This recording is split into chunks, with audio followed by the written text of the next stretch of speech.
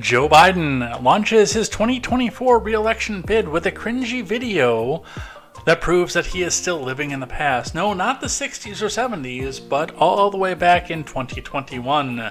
So we'll watch the video, we'll discuss his candidacy, which was expected at this point, and what is going to happen with this going forward. In other news, RFK breaks down how Dems are Hong Konging the 2024 primary. I'm sure that we can't say that on a YouTube video, but we'll talk about what's happening there and what this means and what's going on with that. Biden says that he will veto a GOP debt ceiling bill, and plunging tax receipts have come up and made this a major concern, so we'll talk over that and what's happening there and what we do with that. And Hunter's legal team wants the Treasury to investigate an ex-Trump aide and Congress to investigate Marjorie Taylor Greene. A bold strategy because both of these involve him admitting that the laptop is real. It's going to be all of this and more. Welcome into 2024 season. I am Jay Edgar, and this is Contemporary.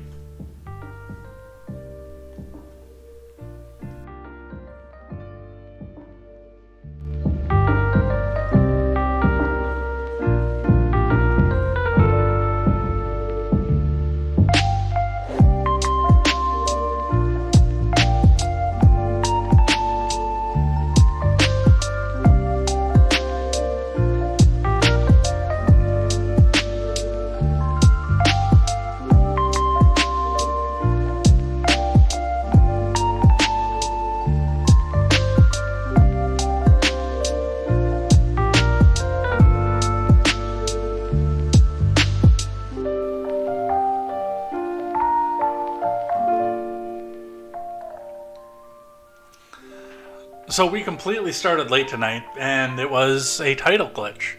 Like, I got everything set up, and on the Odyssey stream and on the Rumble stream, which, by the way, the Odyssey and Rumble stream take for absolute ever to reset up after you've been live and then gone off. Even if you've only been live for a second, they take for absolute ever to get back set up. But for whatever reason, the titles didn't load into any of the main channels, so I was still using yesterday's all tuckered out titles, so I got everything fixed. But lo and behold, then you've got to go set up a brand new Rumble stream and change out your RTMP address and your stream key and wait for Odyssey to sit down there and, oh, I think we'll actually start your stream. No, I don't know if we'll start your stream. I think we'll start your stream. So, but we got there. We got in here, and we've got a bunch to talk about here today, especially with Biden announcing his presidency, or at least his attempt to go run for the stewardship once again. So we'll go over some of that. We'll talk a little bit about Tucker still. Not as much, by the way. We'll talk a bit about what's happening with the Democrat primary, and even Trump coming out and saying, no, I don't need to go to Republican primary debates. I'm already the incumbent. I'm already going to be your nominee. Everybody loves me. I don't need to go into those. And again, I still think that's wrong too, but you know, I want to get as much information out of these bastards as I possibly can. So you guys know what my position is on a lot of this, so we'll talk about that as well over here on Contemporary. Before we get started, let's make sure everybody goes and checks out great programming, such as The Daily Ignoramus, The Breakdown with Breckenhoff, The R-Rated Conservative, The Porch Boys, go check out Tweets by Brit, Mr. Behavior, The No Gimmicks Podcast, and more as we bring you a better news experience from the common man for the common man. Don't get your news from people who wear a suit that costs more than your house. Go get your news and culture from people who are just like you. And because we are starting so late, but we are still going to go until 8:30 tonight, by the way. I screwed you out of a half an hour of time, so I'm going to go for another half hour of time tonight. And we've got plenty to fill that time anyway. So let's get down into the main news and let's get started on the day. Reminder, if you are watching over on the Instagram side, you cannot see any of the comments, you can't see any of the news that's broadcast behind me, you can't see any of the video, and by the way, that's the first thing we're going to do, is watch Biden's cringe-inducing 3-minute video to announce his campaign. So you're going to want to go and hit that link in the bio and come back in and join us on the YouTube side. It's going to be a great time, and let's get started. Let's get the live chat up here so we can see, and we are live, by the way, on YouTube, DLive, Twitch, Twitter, Facebook, Rumble, and Odyssey. So if you've got a platform you want to go see us on, go check us out on any of those platforms. And if you prefer not to use the platform that you found me on, there are plenty of options available, and I think most people in the chat can go find the platform by request. So if you want to go check us out on any of those, let's go and let's get started. On the Dow, which tanked today, another 1% gone out of people's retirements. The Dow at 33,530.83. That's down 344 points. 344.57 points, 1.02% on the day. And it was just a slog and a tumble. Now it looks like the futures are actually turning upwards right now, because we're coming to that point of can't go anywhere else but up, or at least stay steady right now. But the big side on that is the fact that the First Republic Bank, people aren't putting their money into it anymore. Their deposits are down 30%, which meant their stock went down 40%, and I would be taking it down too. But we'll be talking about that with our main finance article today. We've got a couple on the layoffs report as well, so we'll be talking about that in just a bit. Do you have the Anthony Blinken story on the agenda, the one where he coordinated? I have, I think, something on that. It's down towards the bottom of the stack, so did I put that in with the Hunter stuff?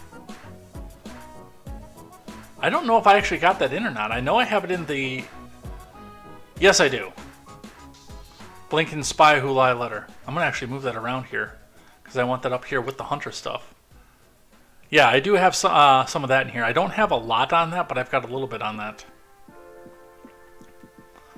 So we'll move that up just a bit here. Looking in at your Bitcoin. The Bitcoin took actually quite a big spike on the day today. The Bitcoin is at 28,237 US dollars even. That is up 722 US dollars and 30 US cents, or 2.63% on the day. That's almost an inverse of what the Dow did, except it stayed very steady and even dropped a little bit at the beginning of the day before spiking up at the very end. So that's what we see coming out of our Bitcoin. Looking in at your gas prices around the Madison area.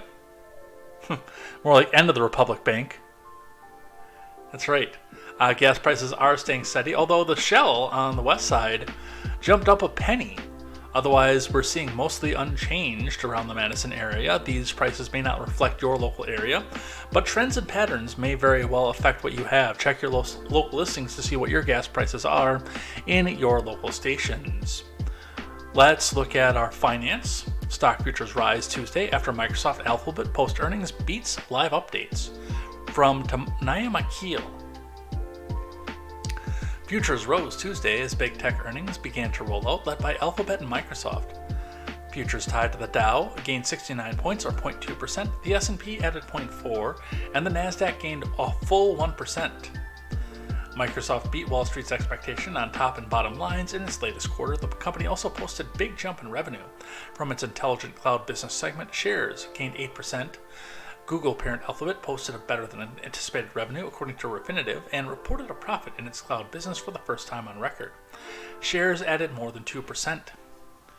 We're still early in the season, but it seems like Wall Street generally underestimated corporate America once again, said Callie Cox, an analyst at investment at eToro. Oh, you just wait, that other shoe is actually going to be coming and dropping here not very long from now, because if these big tech businesses like Google and like Microsoft, who are riding some of their earnings high because they laid off a shit ton of people, but they have no place to bank because their banks are going under, you are going to see just a little bit of trouble coming off this economy yet.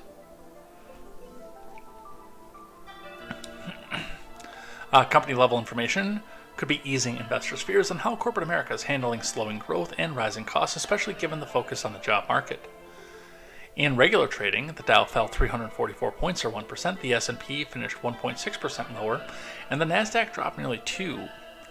First Republic said late Monday its deposits dropped 40% to $104.5 billion in the first quarter.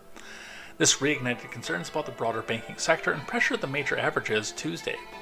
Cox called the incident an exception. I felt encouraged by how well margins have held up, she told CNBC.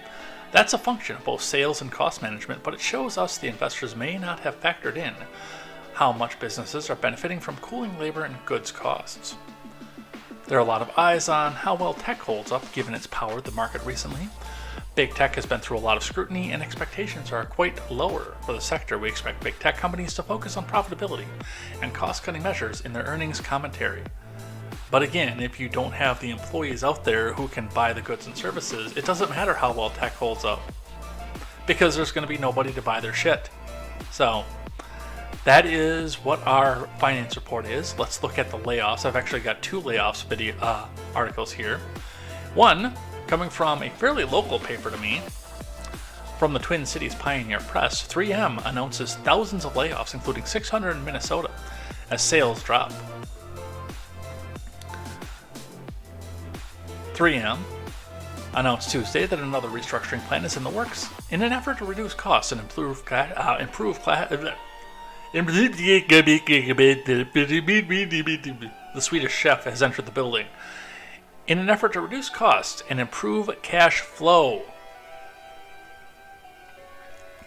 In an attempt to make 3M a stronger, leaner, and more focused, Maplewood-based global manufacturer will cut around 6,000 jobs worldwide, according to a news release, including 600 in Minnesota. The reductions are expected to trim annual costs by as much as $900 million, 3M said in a statement. Reporting first quarter earnings, the company has now announced 8,500 total jobs cuts this year, which would equate to about 10% decline in its global workforce. The reductions of approximately 6,000 positions globally includes about 600 in Minnesota, mostly in Maplewood, including corporate jobs, wrote Tim Post, communications manager for 3M, in an email. The company had about 92,000 employees as of December 31st, according to its annual filing. The announcement comes on the heels of another round of layoffs the company announced in January, targeting 2,500 manufacturing roles. The company said it expects sales for 2023 to drop between 2% and 6%, mostly because companies are going out of business and don't need stationery anymore. 3M shares were flat on Tuesday, closing 104.37 after initially rising. The company stock had declined 12% this year, the worst performance in the Dow Jones Industrial Average. So that's who's getting laid off here. But I also want to talk just a bit about this one here, because it's something that I've been going on about, especially now with what we just talked about with Alphabet and Microsoft leading the way on earnings, because they have so many jobs that they don't have to keep paying anymore. And part of that is because they overhired back when the economy was good. Insider. The layoffs are here for those who chose to... 3 words that I can't say on YouTube. From Grace Meyer. Coding jobs have long been equated with job security in the tech industry, but for those who chose to... Fox reports the layoffs wave of 2023 is challenging that notion. Software engineers may be some of the first employees to go amid widespread tech industry layoffs, according to data from Revelio Labs, a company that compiles publicly available workforce data. Of the estimated 170,000 layoffs across the tech industry this year, software engineers represented nearly 20% of the cuts, per data from Revelio Labs, despite making up 14% of employees. That's a big shift from what the data showed last fall of 2022. Revelio senior economist Rayhan Ayas told Insider. Earlier layoffs were focused on future hiring. Recruiters and HR were overrepresented in these earlier layoffs, said Ayas, who led the recent study. For these findings, Revelio pulled data from layoffs.fyi and Parachute List last Thursday.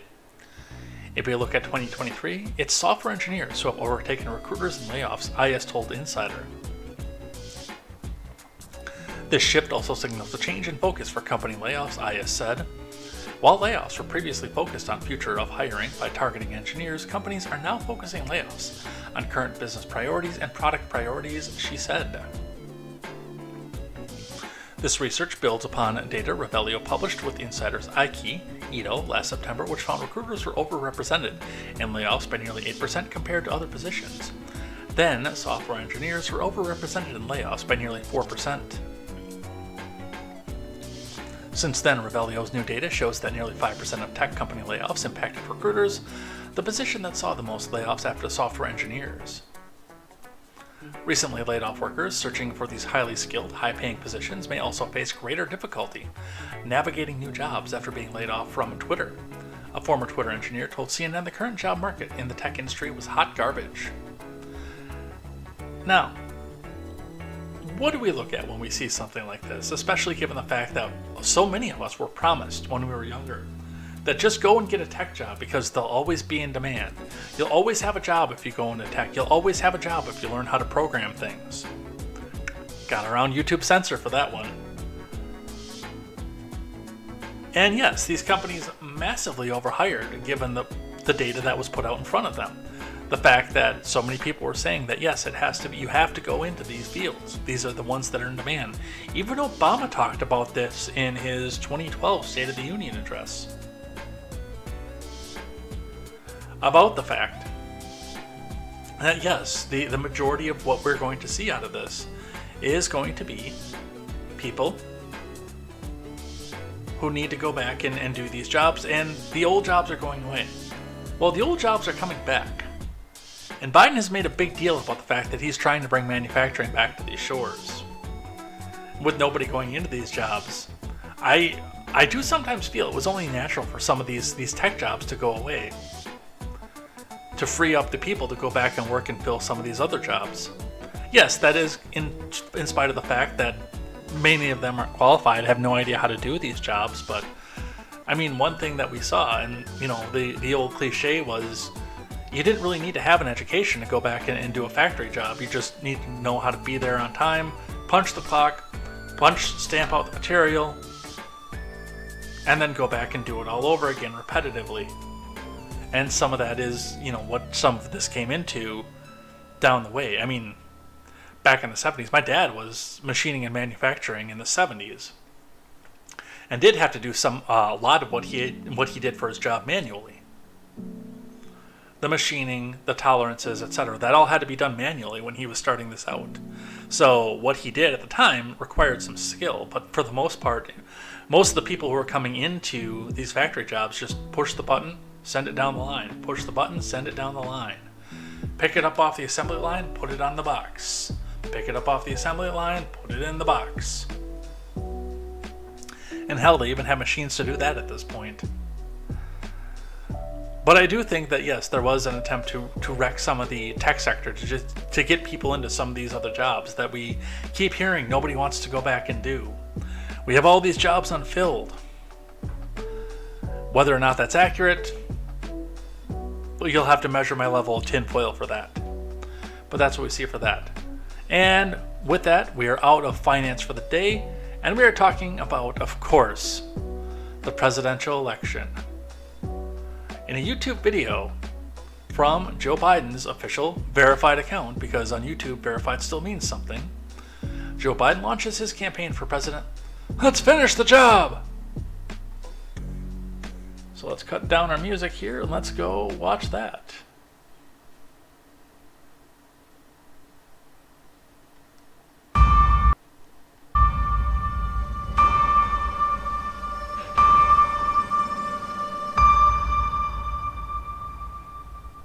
Freedom,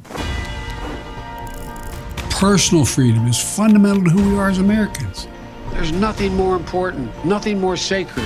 That's been the work of my first term, to fight for our democracy. This shouldn't be a red or blue issue. To protect our rights, to make sure that everyone in this country is treated equally and that everyone is given a fair shot at making it.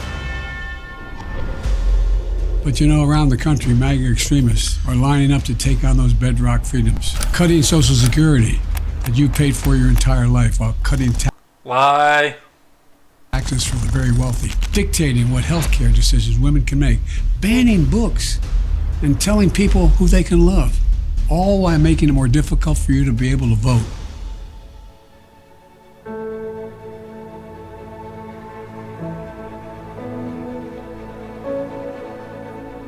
When I ran for president 4 years ago, I said we're in a battle for the soul of America.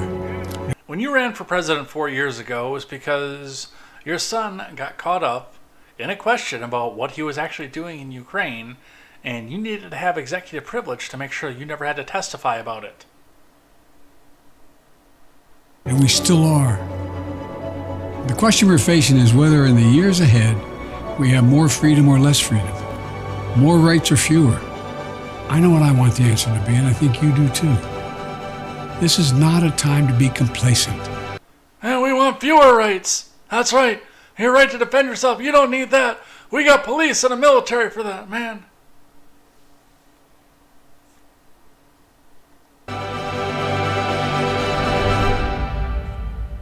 That's why I'm running for re-election.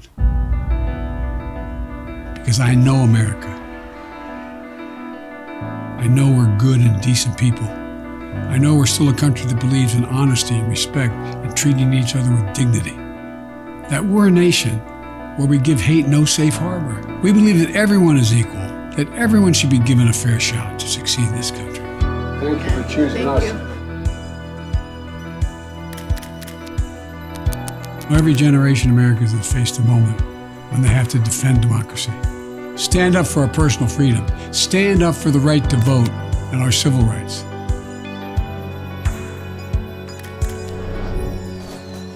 And this is our moment.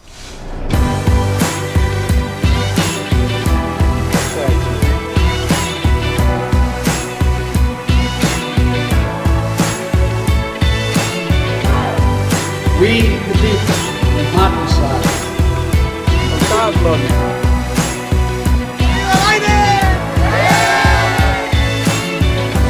So if you're with me, go to joebiden.com and sign up. Let's finish this job. I love how they do everything in this, by the way, and you'll notice all the text on the screen that's not in a separate image, but all the cool that's happening was in cursive. Dead language that they're not teaching kids anymore. They're not teaching Gen Z how to do that anymore. I know we can, because this is the United States of America. There's nothing, simply nothing we cannot do if we do it together.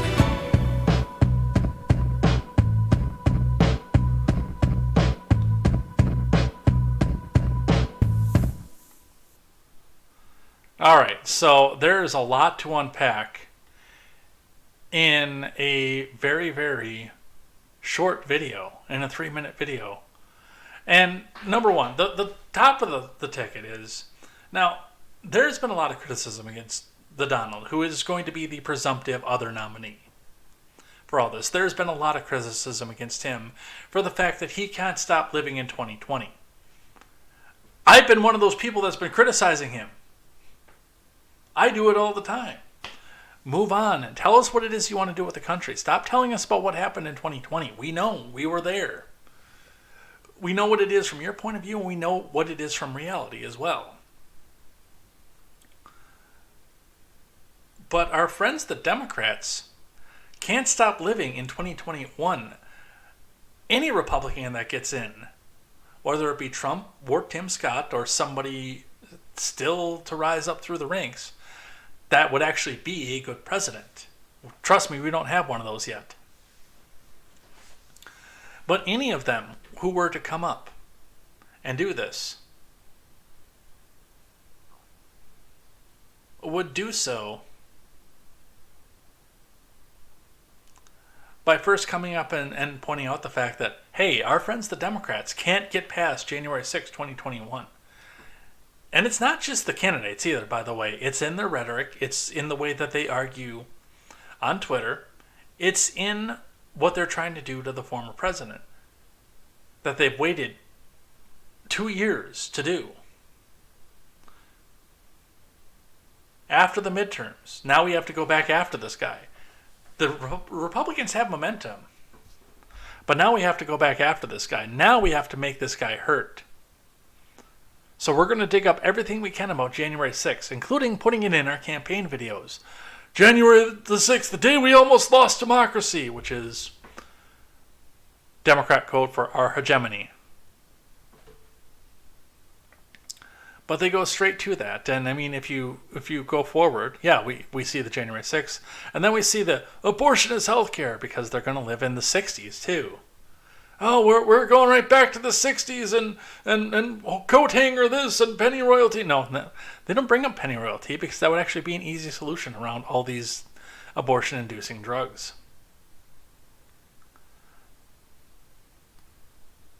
This is a campaign that is mired in the past. because they can't focus on the future. We are staring down the barrel of not only a massive recession, but an actual possible debt ceiling crunch that will screw our economy, while the nations of the world are lining up behind China and Brazil. It's funny how none of these assholes will even talk about that. Isn't it?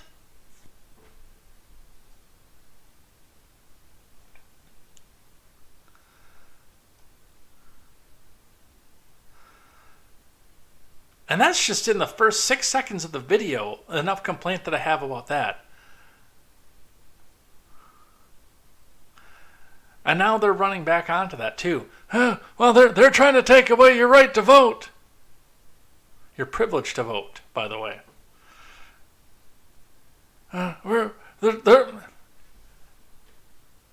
This is the part, and I'm actually glad that I stopped on this point right here. 36 seconds in with the closed captioning on. Because I knew I was going to go back and do this with audio the second time. But right there on that cell, the uniter-in-chief, the person who is going to cast off all political division and try to bring us together and be a president for all Americans, the first thing that he has to do is tell everybody how much he hates MAGA Republicans. This is not a serious candidacy. But it doesn't have to be, because this moron can keep going forward with the confidence that he can muster with what's left of his Swiss cheese-addled brain,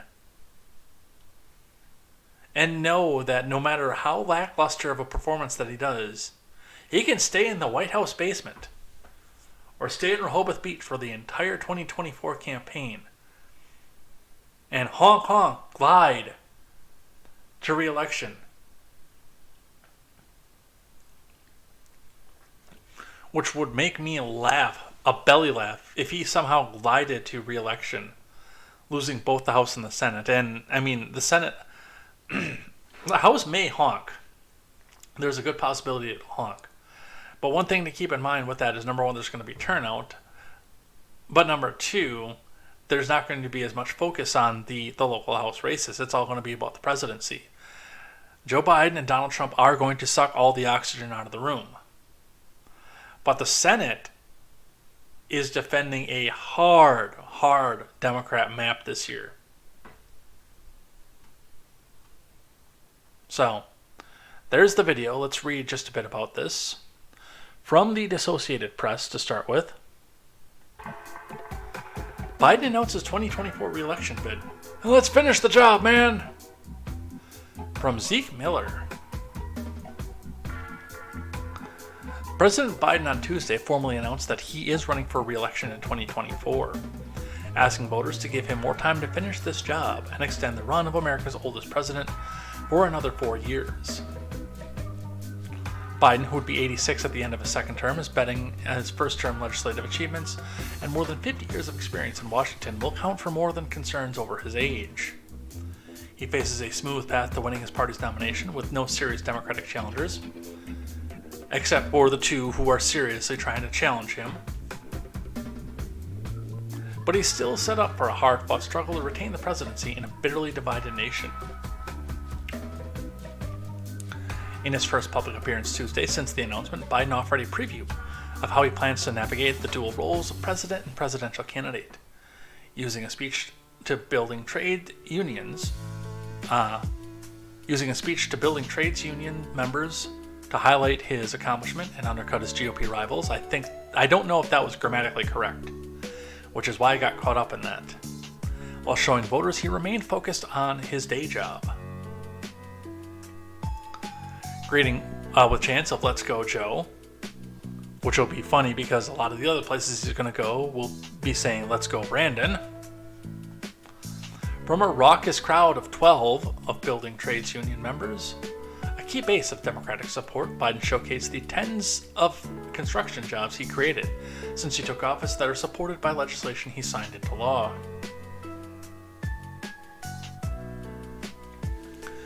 Come on, man. You and I together, we're turning things around, and we're doing it in a big way, man. Come on. It's time to finish the job, man. Finish the job!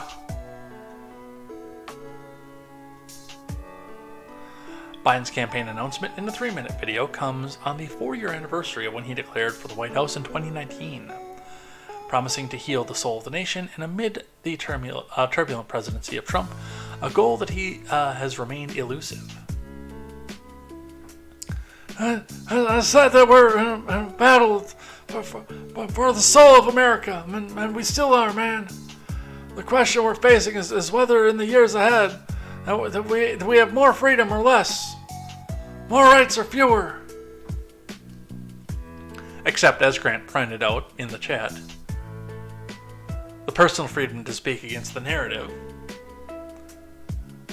without being called evil conspiracy theorist or threatened with your ability to speak in a public forum, or the freedom to go and buy a gun, as Washington is set to make a short-barreled rifle ban coming up.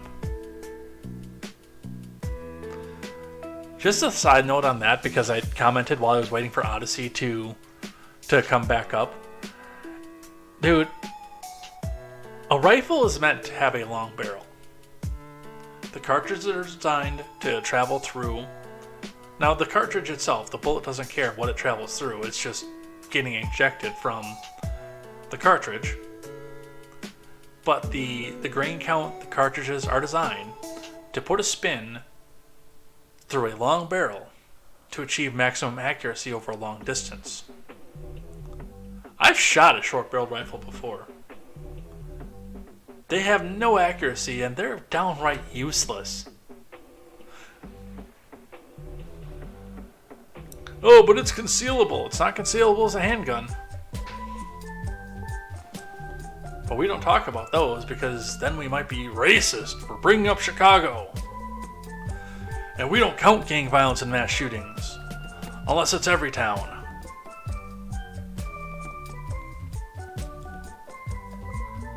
While the prospect of seeking re-election has been a given for most modern presidents, that's not always been the case for Biden. A notable swath of Democrat voters has indicated they would prefer that he not run, in part because of his age. We'll be talking about that later, too, by the way. I got a really, really funny one about that one. I'm going to hit the archiver because I forgot to archive that one.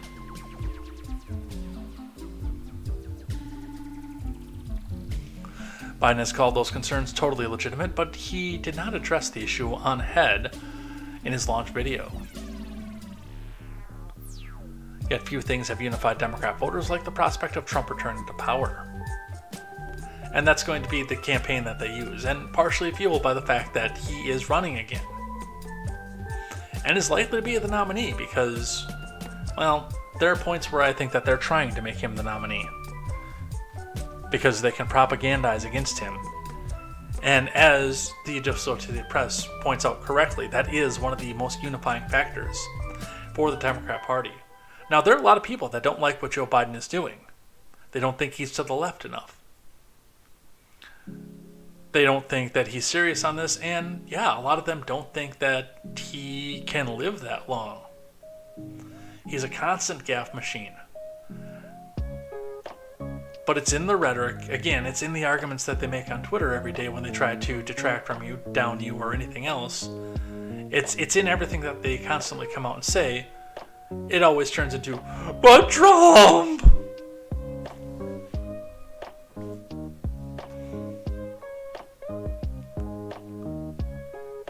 I am not 100% sold on voting for Trump. I don't know if I will. I really honestly don't. The spending, he really betrayed me on the spending. In his term, something that he said he was going to curb and cut. But I know I'm not the target audience for that vote because I'm not going to turn around and vote for a Democrat. I'm just going to stay home.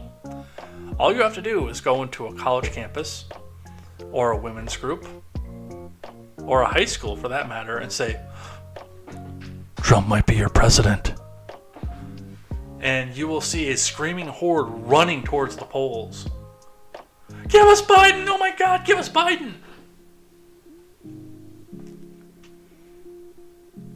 I don't usually say that the Associated Press is correct a lot, but they're right on the nose for that one. In the video, Biden speaks over brief clips and photographs of key moments in his presidency, snapshots of a diverse American, and flashes of outspoken Republican foes, including Trump, DeSantis, and Marjorie Taylor Greene. Yeah, our great uniter-in-chief. He exhorts supporters that this is our moment to defend our hegemony, stand up for our freedoms, but not anybody else's freedoms, and stand up for the privilege to vote and civil rights. Biden also plans to point to his work over the past 2 years, shoring up American alliances, leading a global coalition to support Ukraine's defense against Russia's invasion, and returning the U.S. to the Paris Climate Accord.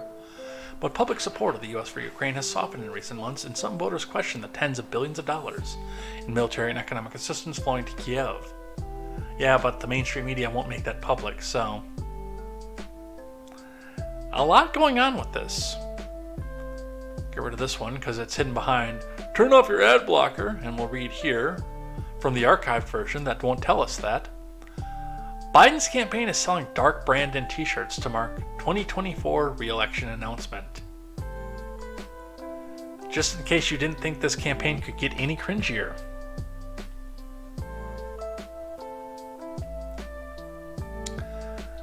Vice President Brandon's re-election campaign is selling a $32 t-shirt that incorporates the Dark Brandon meme.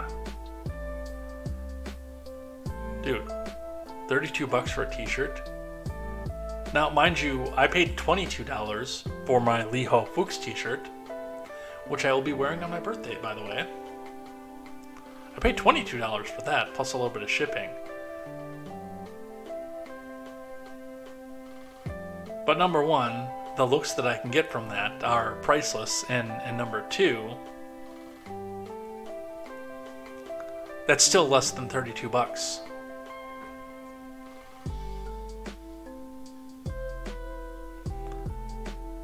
That's not even the Dark Brandon meme. Holy shit.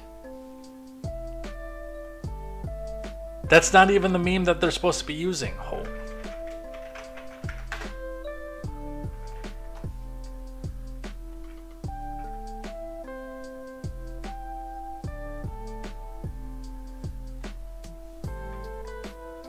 I didn't pre-read this, by the way. You can tell.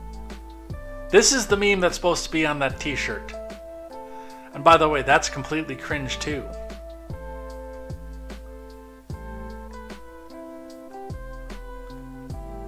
The left cannot meme. The meme was first embraced by Biden world in August after Congress passed the Inflation Production Act. Dark Brandon is crushing it, wrote White House Deputy Press Secretary Andrew Bates on Twitter at the time.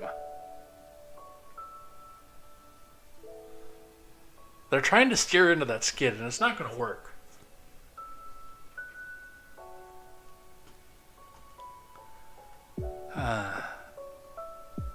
From the Daily Wire, White House flips into cleanup mode immediately after Biden declares re-election bid.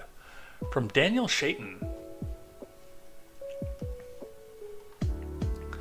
Hours after President Brandon formally announced his re-election campaign, the White House scrambled to correct the record on how long he plans to stay in office. White House Press Secretary, token diversity hire, created an air of uncertainty on Tuesday when she answered a reporter's question about whether Biden plans to serve the entirety of a second term if he is re-elected in 2024. Well, I didn't think he was going to make it this long, and by the way, he's 80 years old. There is still the distinct possibility that he croaks on the campaign trail. Let's listen. The question is from Politico's C. Catalego.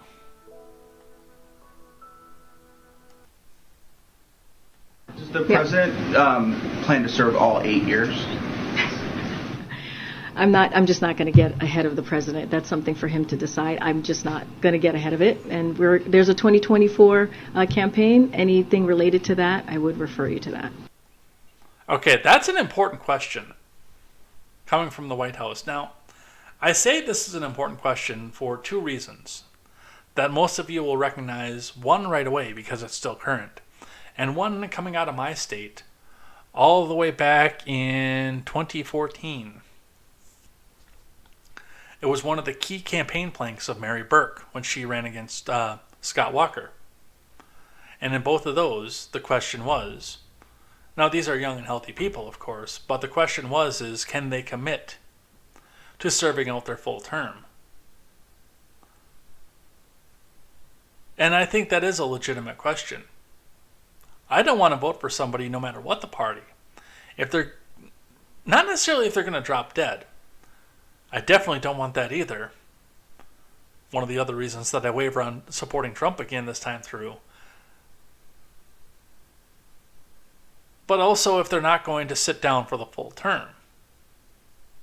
I did vote for Walker in 2014, but I did so under the knowledge that he was a rising star in the Republican Party, and there was the absolute possibility that he would be the president, which means he would have to come away. And especially with as hard as they're astroturfing DeSantis, I think that that's a question that Florida voters should have asked themselves while he was running for governor. I think that is a legitimate question you should ask. If you are going to put somebody in a seat for a set term, can he or will he finish that term? And there is the real possibility that, after, in 2025, 2026, Dark Brandon comes in and says, hey man, I'm tired. In fact, I would almost say it would probably come in 2027, possibly after the midterms, and seeing how bad they get slaughtered if he does manage to coast to re-election. Honk honk. I'm tired, man. I gotta have some of the younger blood to get in there, man. And the next thing you know, Kamala Harris is the president, which, by the way, their campaign material is already saying Biden-Harris 2024.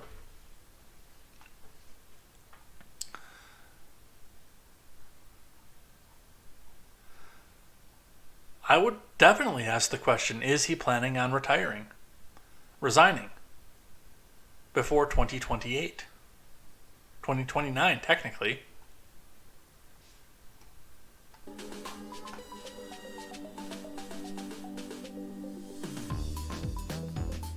Did I get this on here twice like a moron? Okay, I guess I did archive it.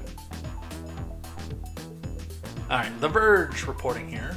Republicans respond to Biden re-election announcement with an AI-generated attack ad. And we're actually going to watch this from the Daily Wire. But we'll read a bit from The Verge first.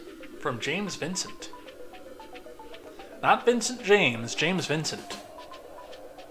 I think James Vincent is Bizarro Vincent James, actually.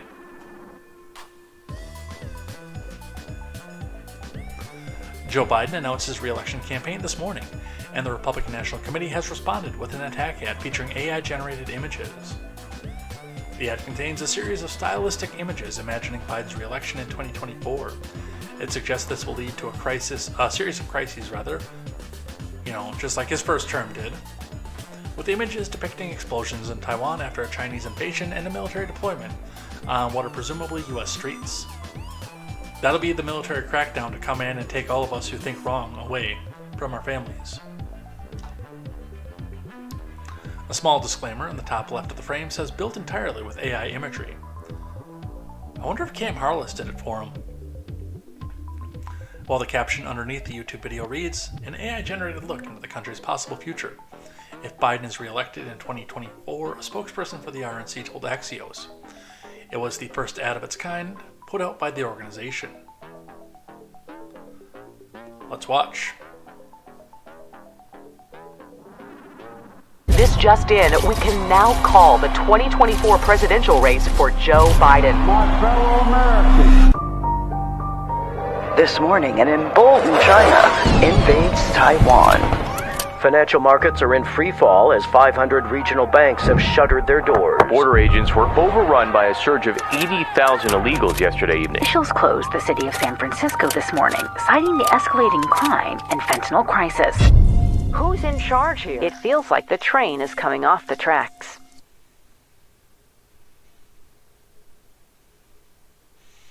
That's interesting.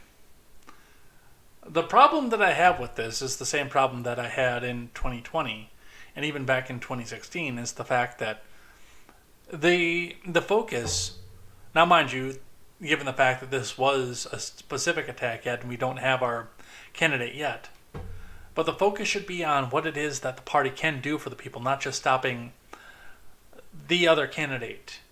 And Biden had this problem with his too. The first 20 seconds of that video was focused on how bad MAGA Republicans are and how we can't let them back in the White House, which is really the only play that the Democrat Party has right now. Yes, they can show up Ketanji Brown Jackson and maybe a couple legislative victories that are on their way to being overturned by either legislation or the courts. But for the most part, all they have is, if MAGA Republicans get in here, then they're going to undo everything else that we did, man. Come on. But I do want to hear a candidate say what it is that they plan to do for the rest of the country, whether I want it or not. That being beside the point, whether I want it or not. There are a lot of people out there that would probably benefit from hearing what the government can and would do for them if given the chance.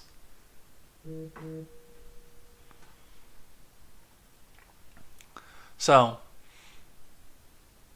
I'm going to give a B+ for production to the GOP, but a C- for presentation.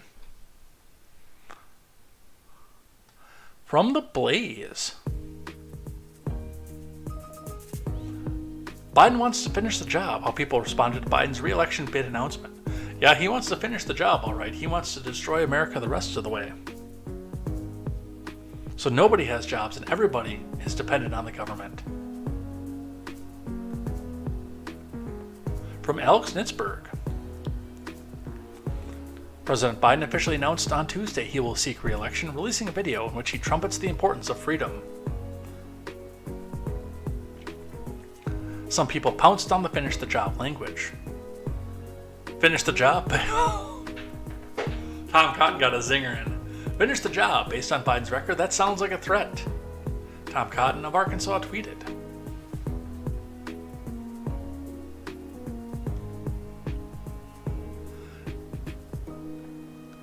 "40-year inflation, a stagnating economy, turning over Afghanistan to the Taliban, China flexing its muscles over Taiwan, chaos in the Middle East. Give him 4 more years and he'll finish the job all right," Ben Shapiro tweeted.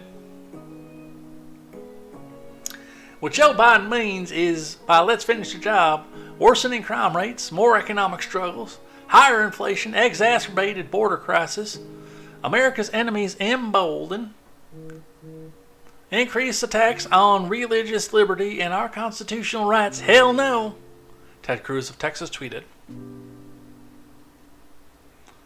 Yes, Joe stands up for fundamental freedoms unless it involves the First or Second Amendments, search and seizure, or the ability to exercise bodily autonomy when it comes to rejecting dangerous and feckless vaccine. Other than that, he's all about freedom, John Rich tweeted. Left-wing figures, including former President Obama, former Secretary of State Clinton, and current Governor of California Gavin Newsom, expressed their support for Biden's re-election bid.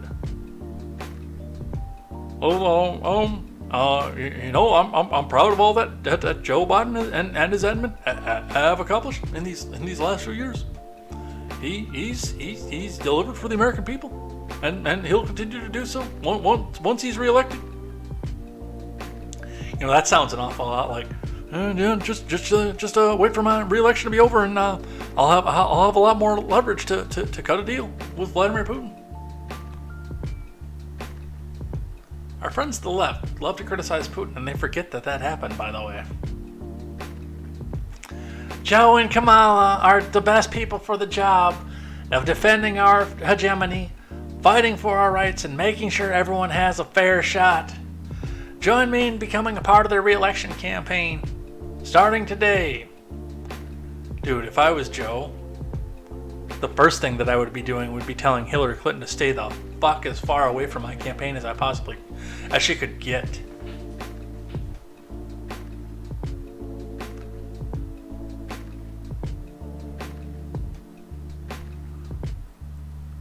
That would be my first message.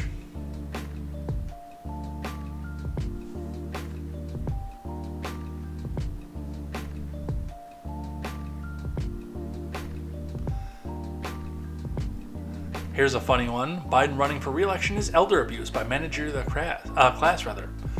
GOP presidential candidates say. From Joseph Curl. When Biden ran for president in 2020, he hardly left his basement. As then President Trump crisscrossed the country in those final months of the campaign, Biden held tiny events in backyards with a couple dozen socially distant supporters, then called it a day. Yeah, he put a lid on it. The move worked. Biden was able to conceal his deteriorating mental acuity. Once in the White House, Biden has continued to hide despite pledge to bring transparency and truth back to the government. Biden has held the fewest press conferences since Reagan and just half as many as his predecessor. But running again, yes, Biden announced Tuesday that he will seek re-election. One Republican candidate thinks that's tantamount to elder abuse and claims that Biden isn't really running the show anyway. It's a myth that Biden is actually running for the president. He's not. Ramaswamy said on Monday on Fox News, "It's just the managerial class using Biden as a front to advance its own agenda. To them, Biden's cognitive impairment isn't a bug, it's a feature." This is how the managerial class crushes everyday citizens, not with a bang, but with a whimper. Ramaswamy was harsh, calling Biden a hollowed-out husk. The administrative state more effectively controls its puppets when they are hollowed-out husks of themselves. The fact that it's elder abuse is just a cost of doing business for Biden's handlers. It's revealing that the DNC refuses to host primary debates this year. They're spitting in the face of the grassroots base. Ramaswamy is right. The Washington Post reported Thursday that the National Democratic Party has said it will support Biden's re-election and has no plans to sponsor primary debates, even though there are already two announced challengers, Kennedy and Williamson. Perhaps Biden will disappear again in campaign 2024. God, let's hope. He has, as president, Biden averaged just 10 news conferences per year during his first 2 years in office, including 11 solo sessions and 9 with foreign leaders, according to the New York Times, a former newspaper, which cited the American Presidency Project at the University of California, Santa Barbara. In contrast, the former president averaged 19.5 during his first 2 years in office, while Barack averaged 23 and Bill averaged 41.5. Well, you really couldn't get between Bill Clinton and a camera either, lest you get knocked down and possibly die from the brute force of it. Like, he'll knock you down to get in front of that camera, and then he'll look back and say, yeah, you better put some ice on that. Hillary, don't hurt me. Luke Wee is here, by the way. Welcome in.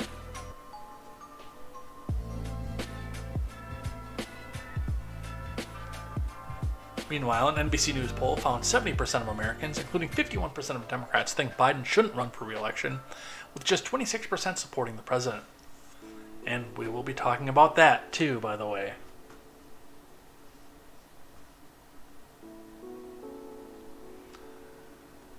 In fact, we'll be talking about that right now from The Blaze. Liberals turn on their own after Chuck Todd points out 70% of Americans don't want Biden to run again. NBC News host Chuck Todd has been pilloried by Democrats online for daring to confront viewers with the reality of President Brandon's unpopularity. Todd, the host of Meet the Depressed, details the findings of a recent NBC News survey of 1,000 adults conducted April 14th through 18th. And Spartan has come to join us. The survey found that 54% of respondents disapprove of the job Biden is doing as president, up from 50% in January. So, RNC Research puts out the tweet. NBC poll among Democrats, 53% of Biden voters say that she shouldn't run. 64% of Democrats who voted for Sanders, Warren, or in the 2020 primaries think he shouldn't run. 76% of voters under 35 think that he shouldn't run. Let's listen to 53% of 2020 Biden voters say he shouldn't run. 64% of Democrats who voted for Sanders or Warren in the 2020 primaries think he shouldn't run. And 76% of voters under 35 think he shouldn't run. And what's the top concern for that? We asked voters. We didn't prompt them. We said, why don't you think he should run? Well, these were the responses. It almost is all about his age and his ability to do the job. Again, these are among Democratic primary voters. Democratic pollster Jeff Horowitz of Hart Research told NBC News, President Biden's numbers are not what they need to be at this stage. Todd zeroed in on how 70% of respondents, including 51% of Democrats, said that Biden, the oldest president ever to take office, should not run for re-election in 2024.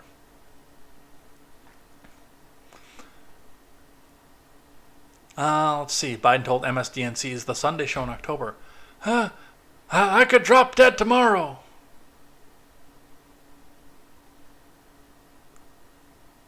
So we've got the rebuttal to this after Todd suggested that America wasn't keen on maintaining a gerontocracy. Helmed by one or two relatively unpopular candidates, leftist Twitter directed its collective anger his way. Just like Grant said, this is all about speaking out against the narrative. The Wrap reported that various Biden supporters and other Democrats accused Todd of spreading ageism, Republican propaganda, and fake news. That's right, a person that they worship is spreading ageism and Republican propaganda and fake news. One user, tangled up in a thread, questioning Todd's credibility, wrote, F. Chuck Todd should be fired. That's right. He's not carrying the party line. He should be fired. I do not believe this poll. I do believe his age might be an issue for some, but I think he's accomplished so much for the country. He stopped the evil orange man.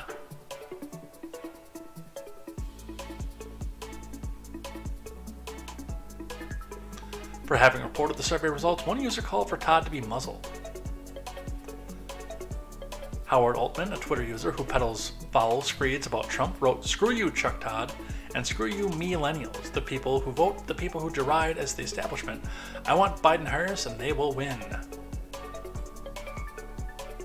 What is this one? Today's show says that only 6% of Americans that would like to see both Trump and Biden run. F. Chuck Todd in a new NBC News poll looks like both parties are about to nominate two people the country doesn't want to have, and there are going to be unintended consequences to that. Let's watch.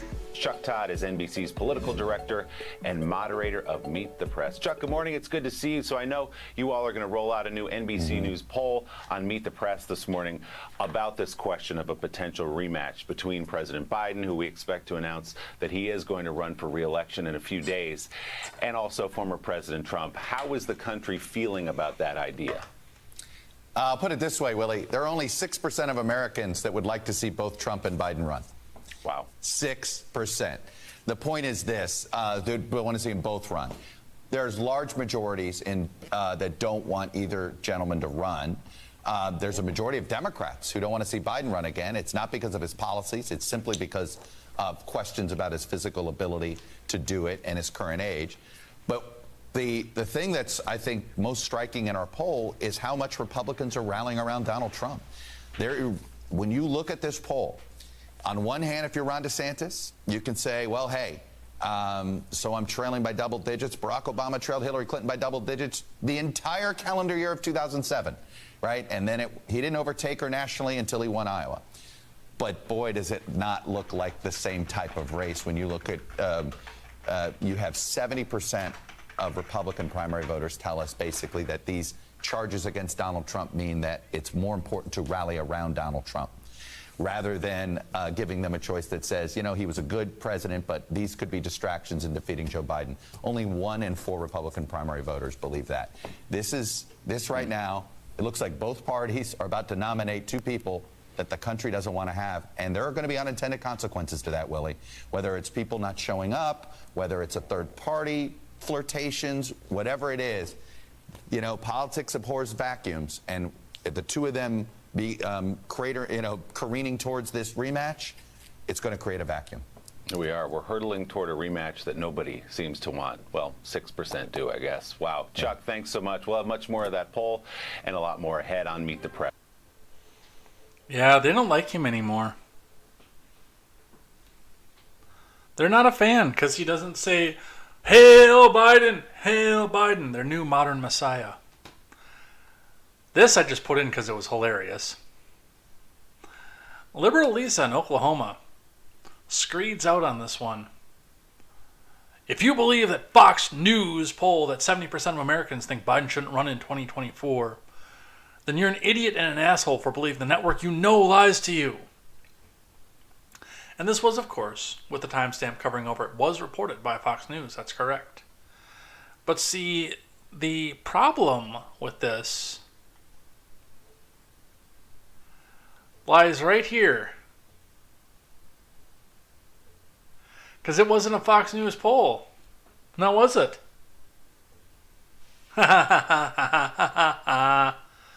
Morons. Morons.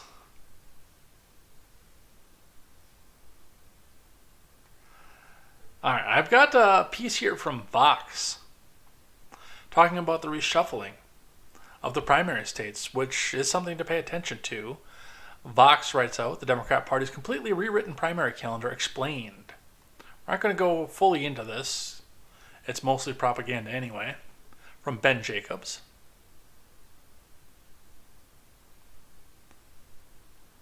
Biden's announcement of his candidacy released Tuesday is the incumbent's fourth bid for the Democratic nominee for the presidency. It will be not only Biden's first run for president as a presumptive nominee, but also the first without Iowa and New Hampshire firmly set up at the top of the primary calendar. In early February, the Democratic National Committee formally voted to shake up its primary calendar and ratified a change to move South Carolina's nominating contest first, while reducing the role of New Hampshire and eliminating Iowa as an early state altogether. For Democrats, the change would remake the presidential primary calendar, with the Palmetto State going first on February 3rd, followed by New Hampshire and Nevada on February 6th, then Georgia on February 13th, and Michigan on February 27th. So they've got New Hampshire and Nevada near the top, but it looks like they're also attempting to get, and let's be realistic about it, the majority black states up on top. This change follows decades of Democrats carping about the primary order, especially complaints about the process in Iowa and New Hampshire. Those complaints have ranged from the fact that the traditional early states are insufficiently racially diverse, to their penchant for rewarding anti-establishment candidates, to the specific details of the state's election processes. This has been particularly true in Iowa, a state that has long used a precinct caucus system, in which Iowans typically gather with the neighbors to debate the candidates and elect delegates to the county conventions, as the first step in a multi-part process. Iowa's caucuses do not have an absentee component, and require participants to commit to spending part of the evening at their caucus site in order to participate. Which, I mean, that should be the norm. You should be expected to be in the state that's primarying right now. Now, of course, not close to a polling place, but there should be access to you.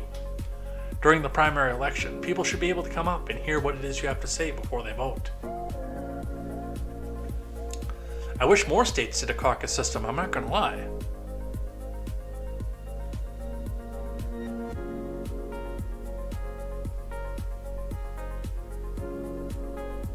So why have Democrats scrambled around something so arcane as the particular order in which states hold presidential primaries? It's because of the mammoth amount of attention that early states get. These states tend to winnow the field of presidential hopefuls, which can often reach the dozens down to something more manageable. You mean like after South Carolina, literally everybody dropping out to give all their delegates away to Joe Biden? You mean like that? The result is that politicians and activists in those early states get heavily courted, and political campaigns spend tens of millions of dollars wooing voters there, and with Biden likely to only face nominal competition in Marianne Williamson and RFK Jr., doing it this year has no impact on the ultimate result. You know what I want to see for 2024? I want to see Bernie get in.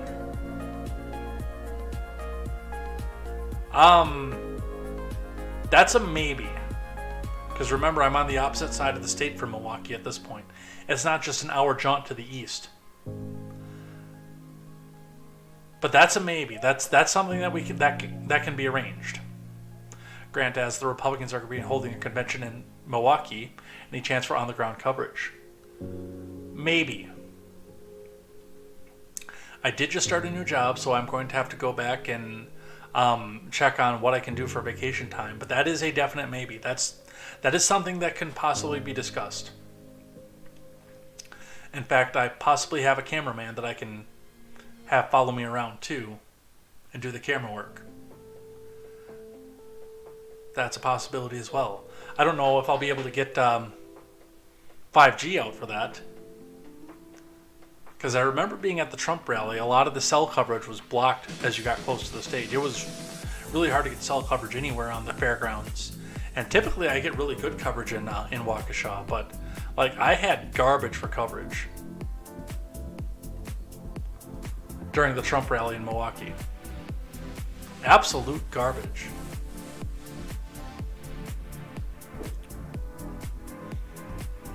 My freezer is open. The problem for the DNC is that this specific calendar is an exercise in fantasy, and the DNC's decree is likely to have as much impact as when King Canute of England ordered the tide to recede 1,000 years ago. The big problem is that it's up to individual states to schedule primary elections, not the DNC. The power of the DNC is that it can control the Democratic presidential primary nominating process and threaten states that don't comply with the calendar it laid out. However, even this power is somewhat limited by the fact that the United States is a two-party system, and the RNC has the same control over the GOP's nominating process. As of now, the two parties' nominating processes are set up to be quite different. The GOP will use the calendar that has been used for the past few cycles, with Iowa first, then New Hampshire, followed by South Carolina and Nevada. And they have the power to sanction any state that moves up. Well, not only that, but they do actually use different calendars depending on the state, and it's up to the state to decide when and where to go. And then the individual parties in the state decide. Now, in most states, because of cost, they have the primaries at the same time. But there are a few primaries, I can't remember which states, but I think there are like 4 that have the Republican and Democrat parties primaries at different times. So there's that avenue as well. But again, you have to convince Iowa and South Carolina to hold their primary election processes at different times. And I don't know how this is going to go over. For example, this means that while the DNC has changed its calendar to allow Georgia to hold an early primary, there's no way that the Peach State will actually do so. Georgia is controlled by Republicans, and its Secretary of State, Raffensperger, told the Associated Press in February the state won't change its date on the presidential nominating calendar, at least not until 2028.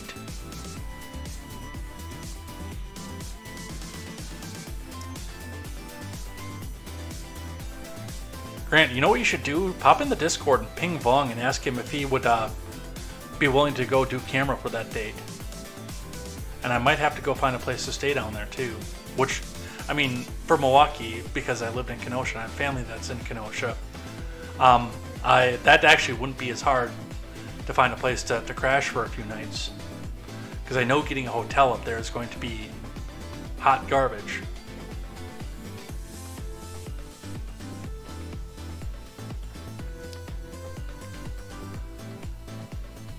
But that is what they have to say with that.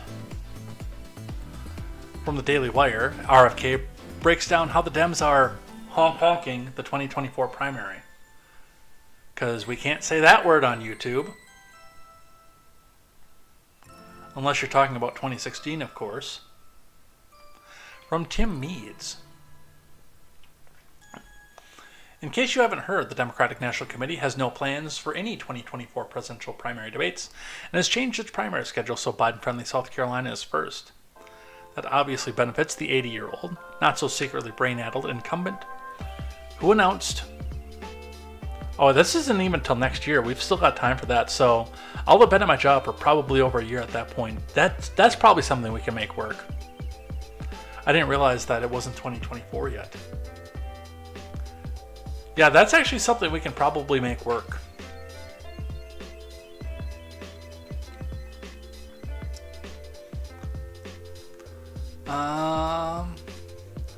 And now RFK Jr. is speaking out.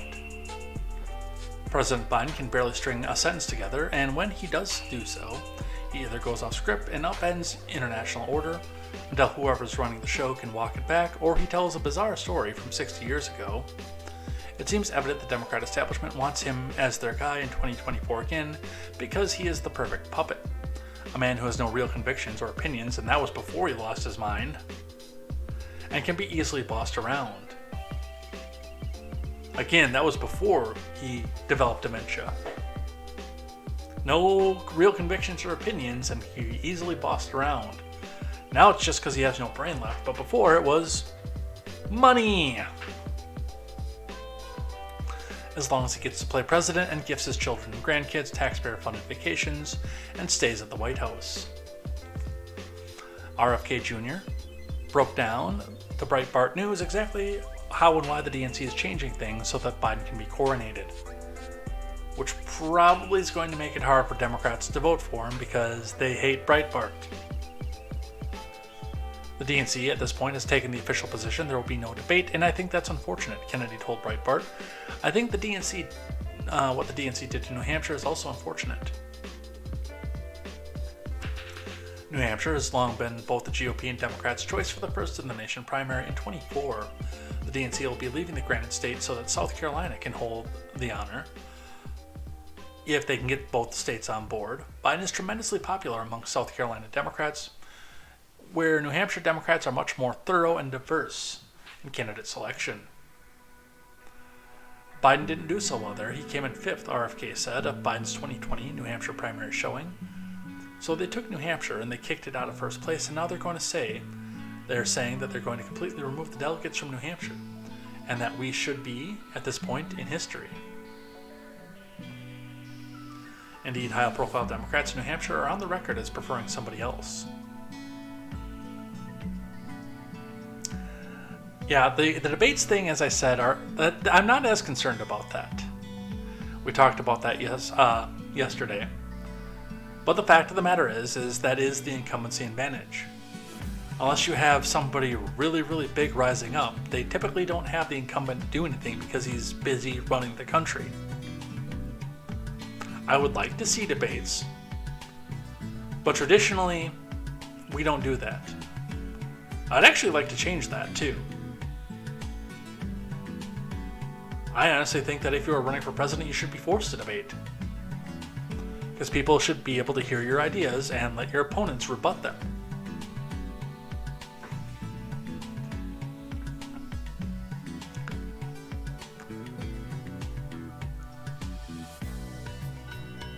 Newsweek with a fact check. Do Democrats plan to cancel presidential primary debates?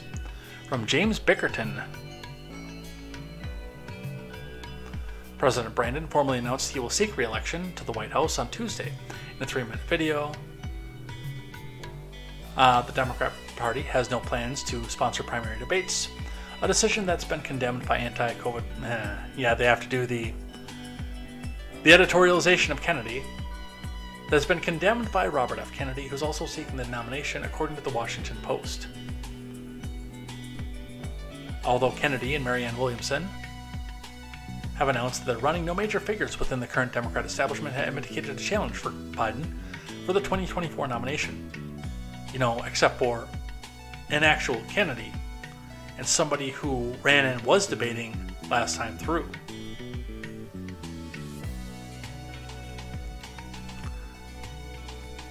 Polling indicates that former President Trump is the current favorite candidate of Republican voters, leaving the road open for a rematch of the 2020 contest.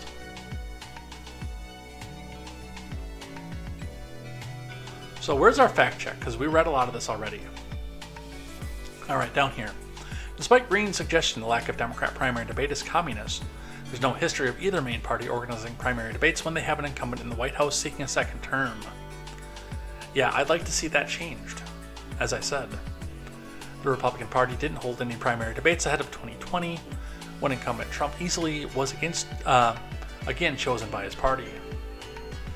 Speaking after 2018 announcement, the RNC chairwoman, Ronna Romney McDaniel, said, "We continue to support the president and the vice president and the current admin." No, they're calling this misleading.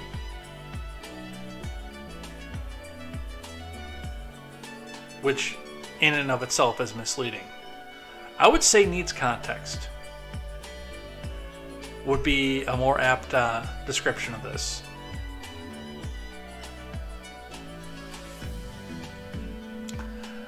I do think, and I wish again, that they would hold debates and force even the incumbent to come back out and defend his ideas against any challenger.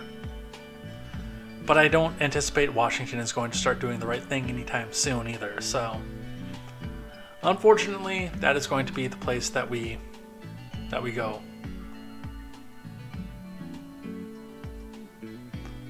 On the other side of the aisle, Trump questions why he should participate in GOP primary debates. Well, because you're running for president, number one, and number two, I would consider it to be really, really entertaining to see you call Nikki Haley Bush in a skirt on a stage. I don't even care about the ideas on that side because I know that it's populism versus old-style neoconism. Those two things stand in such stark contrast to each other that there's not going to be any productive conversation in a debate. But I want to hear the name calling. I do. I really do.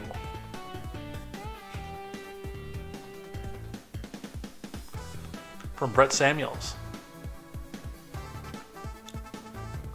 Former President Trump raised the prospect of skipping the 2 Republican House primary debates that have been announced thus far, suggesting he should not have to subject himself to such scrutiny given his commanding lead in the polls.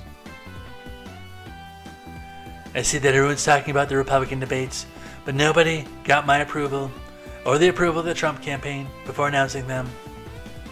Trump wrote on Truth Social, "When you're leading by seemingly insurmountable numbers, the best numbers, the greatest numbers, and you have hostile networks with angry Trump and MAGA hating anchors asking the questions, why subject yourself to being libeled and abused?" Well, I don't know, because you're a public figure who's been in the public eye since 1983.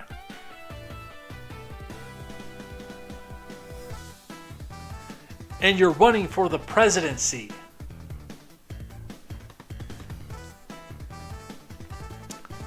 Trump also took issue with plans to hold the second planned GOP debate at the Reagan Library in California, noting that Fred Ryan, publisher of the Washington Post, is chairman of the board of trustees of the Reagan Library. The first GOP primary is set for August in Milwaukee. The date of the second has not yet been announced.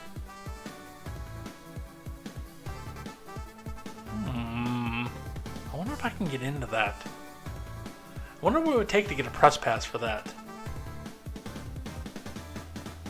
I think I have to open the DLive window for that. I know I can't do it from the dashboard.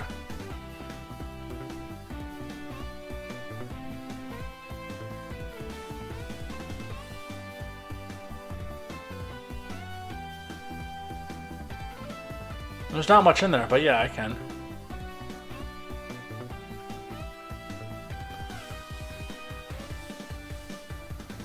I know, without Ron Helton here generating up the speech to it. Because it does matter how much you guys chat and how much goes into that chest. I think it gives 0.01 lemons every time a chat goes through. Alright, anyway, back to the news. It's become commonplace for Trump to threaten to skip debates dating back to his time as candidate for the Republican nomination during 2016. He threatened to skip a primary in early 2016 because he felt then Fox anchor Megyn Kelly would not treat him fairly. Kelly, in an earlier debate, had pressed Trump on his previous derogatory comments about women. Well, again, I think that he should. I think that should be... that should be a given. If you think your ideas are good enough to hold the country up, they should stand up to the scrutiny of anybody you're running against. And I don't really understand what the problem is. Honestly. So, and there is a possibility, by the way, that we go with no debates either way. because there would be no point for Nikki Haley or Asa Hutchinson or even Tim Scott, who I actually would enjoy seeing run, to show up if the lead candidate's not going to run, if he's not going to go to it.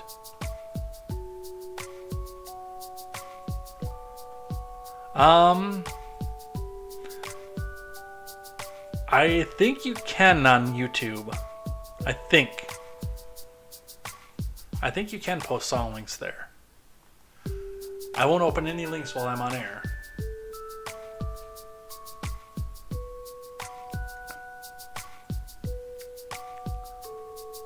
And also, because this is the freest and fairest election in history, Michigan official gets house arrest for 2020 ballot sabotage. From the Associated Press. Honkity honk honk honk honk honk.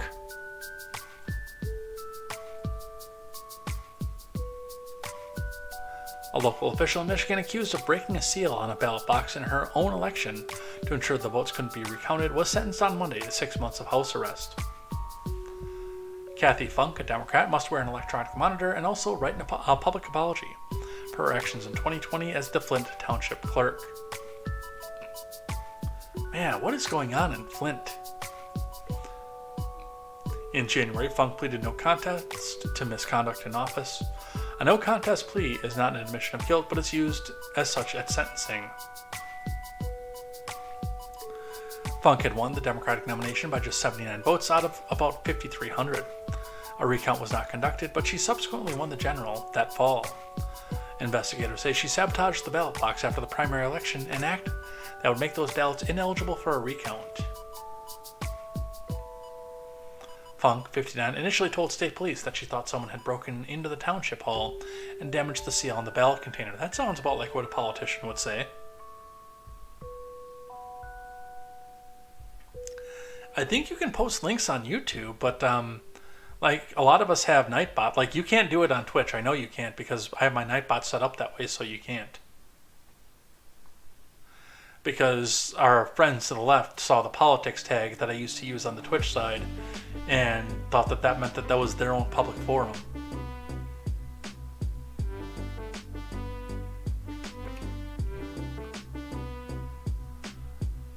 And they spam the links constantly.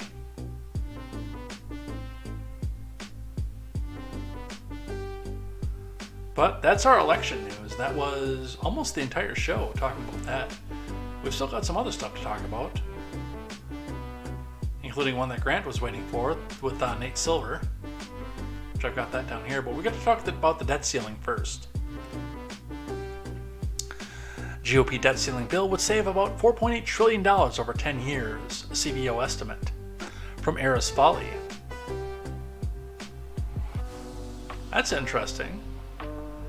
Unfortunately, our friends in the Democrat Party think that's a bad thing. The CBO said Tuesday that a Republican-backed package that raises the nation's debt limit, along with a host of partisan proposals aimed at curbing government spending, could put about $4.8 trillion towards deficit reduction over the next 10 years.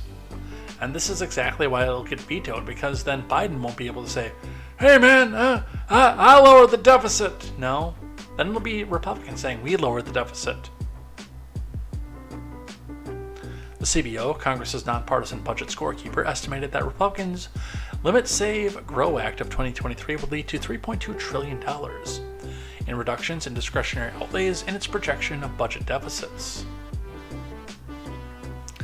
The office also estimated a decrease of about $700 million in a mandatory spending on net, a $400 million increase in revenues on net, and about $500 million decline in interest on public debt.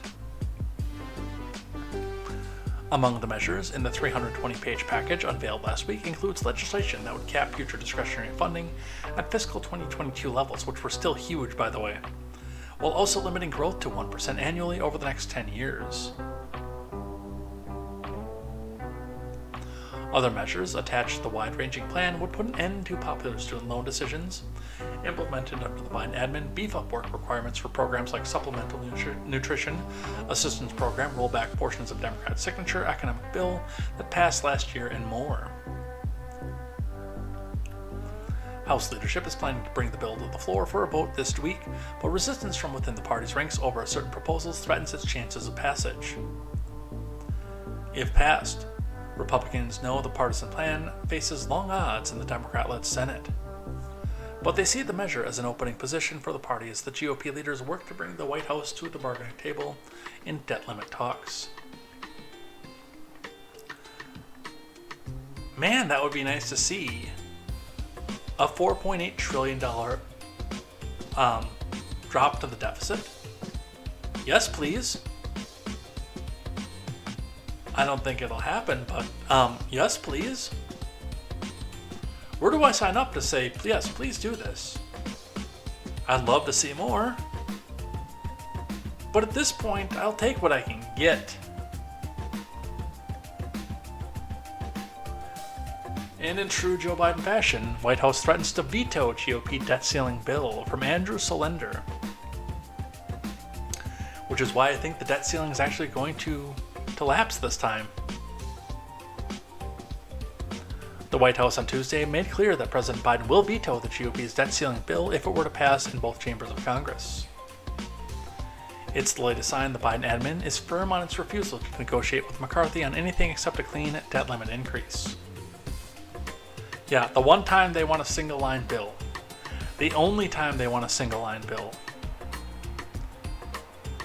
The Office of Management and Budget said in a statement of admin policy that it strongly opposes the bill, adding, if the president were presented with the Limit Save Grow Act of 2023, he would veto it.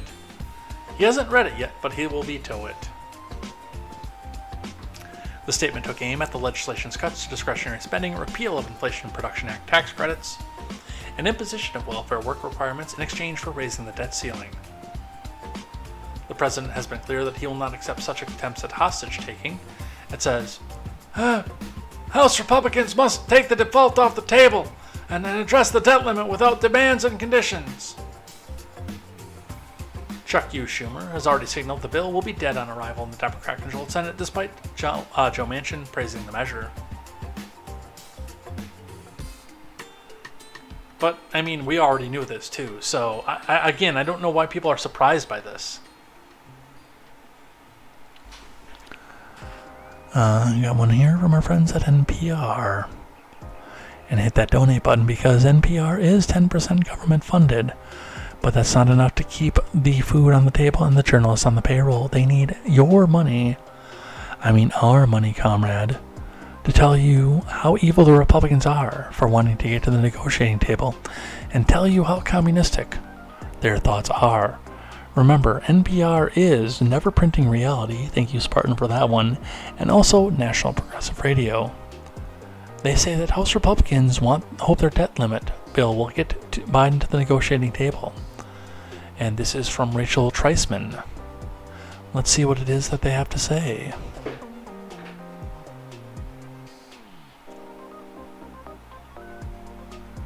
God, we didn't even get into reading and they already want us to read the newsletter. Holy crap.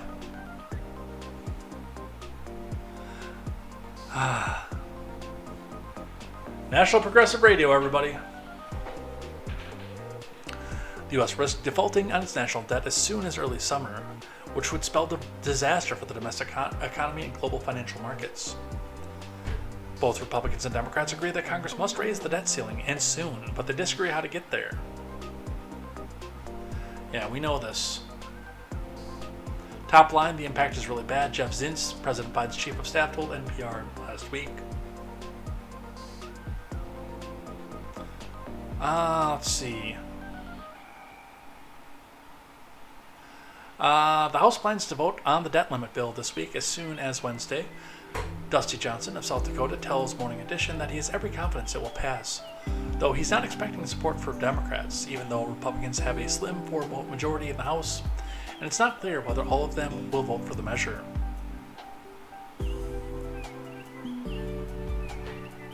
Republicans hope that passing the bill will force Biden back to the negotiating table, though it's unlikely to advance in the Democrat-controlled Senate. Johnson believes the U.S. won't default on its debt because at some point President Biden is going to do what he's always done in the past, which is get in the room and negotiate. I don't think he is. And that's the thing. Now, Senate Biden? Yes, probably would go in and get in the negotiating room and do it. There's a distinct possibility that he would. But this is not Senate Biden. This is dementia-addled, I don't know where I am, where are my socks, what am I signing, Joe Biden. Which means that the people who are pulling his strings are going to tell him, you will not sign this at all for any reason whatsoever.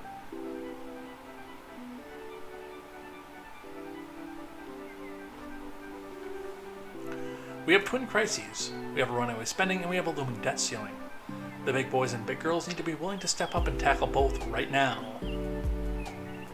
Well, we'll see what happens. I don't have any faith in them. A little bit of a review from something we talked about last week, why plunging tax receipts are raising fears about the debt ceiling, from Eris Folly over at the Hill. The federal government is pulling in less tax revenue than expected, prompting concerns the early numbers could leave far less time for Congress to strike a deal to avoid a default on the national debt. Before tax figures started rolling in after last week's filing deadline, Congress appeared to have until sometime in late July or August to pass legislation to raise or suspend the debt limit. But some experts have warned that a major shortfall in tax revenue means the U.S. government could run out of cash as early as June. It's a horse race between tax receipts in the House of Representatives and ultimately the Senate, said George Hall, economic professor at Brandeis University, in a Tuesday interview. The U.S. government has collected 35% less tax revenue this year than at the same time in 2022. According to a recent analysis released by Moody's Analytics economists Mark Zandi and Bernard Yaros. Zandi noted in an interview that's not surprised the receipts are coming at lower levels last year when the government saw a budget surplus of more than $300 billion in April of 2022, according to estimates from the Congressional Budget Office, but he added receipts are coming even weaker than anticipated. They're going to come at a point in early June when they don't have enough cash to pay everyone on time, Zandi said. The Moody's Analytics team previously estimated lawmakers had until sometime in mid-August to act on the debt ceiling. Goldman Sachs economists also noted in a report last week that while they still believe the U.S. won't run out of cash until July, odds of an early June deadline have edged up when looking at non-withheld income tax receipts. The Treasury could see another boost in non-withheld tax payments around the mid-June deadline, according to experts, which could buy lawmakers more time. Even so, they won't know until they receive further data from the Treasury in the coming days. So, the fire is lit. The Senate GOP laments House Speaker McCarthy plan to kick debt ceiling to election year, report from Danielle Wallace. Some Senate Republicans are reportedly lamenting House Speaker McCarthy's decision to kick the debt ceiling debate to an election year. A potential standoff between parties could impact the stock market close to an election day and create political ammo for Democrats as Republicans seek to retake the upper chamber in 2024. My complaint is that we delay these things all the time. Can we get out of moving from crisis to crisis? One Republican senator told The Hill. No, not as long as Democrats have power. Because they need the crisis to go tell their voters to get out to the polls. We talked about that yesterday. I'm for striking a deal and changing the spending, but can we not do it every year? No, we can't do that. We have to do it every year. So, that's going to be a no. From Axios. McCarthy runs into a wall of corn. A lot less suggestive than the title would suggest. From Julie Grace Brufke over at Axios.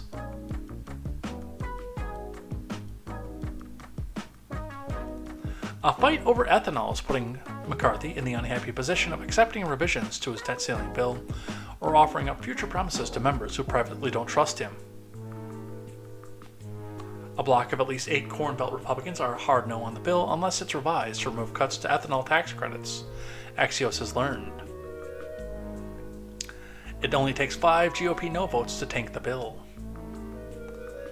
The group includes all 4 Iowa House Republicans plus at least 4 more members from the Corn Belt, Axios has learned. McCarthy is meeting with this group on Tuesday after the House Rules Committee is scheduled to take up the bill, as first reported by Punchbowl News. And of course, the House Whip team is worried about letting the Corn Bloc get in its way, invites demands from other groups, which will come. And it'll be very interesting to see what happens there. Leadership has pushed back on the Midwestern Republicans, saying they voted against the tax credits when they voted against the Inflation Production Act. And he's actually got a fair point with that. But that'll be interesting to see what happens on their side. And by the way, if he does cave, if the Freedom Caucus comes in and decides to put some more pain on him. And again, by the way, we've only got like a month and a half left. So, hop to it. Or fail at this point. Alright, here's the one Grant was waiting for. Data guru Nate Silver to leave ABC. By the way, reminder, we are going to be going a bit longer today because there was a technical glitch at the top of the show with the titles pulling in from the previous stream. So I had to stop and start over again, which meant completely redoing the Rumble and Odyssey streams, which means we didn't start until 6:31. So we will go until 8:31 today. And yes, that includes the rules of acquisition. We won't go much past 8:31 because I'm really hungry. Like, ridiculously hungry.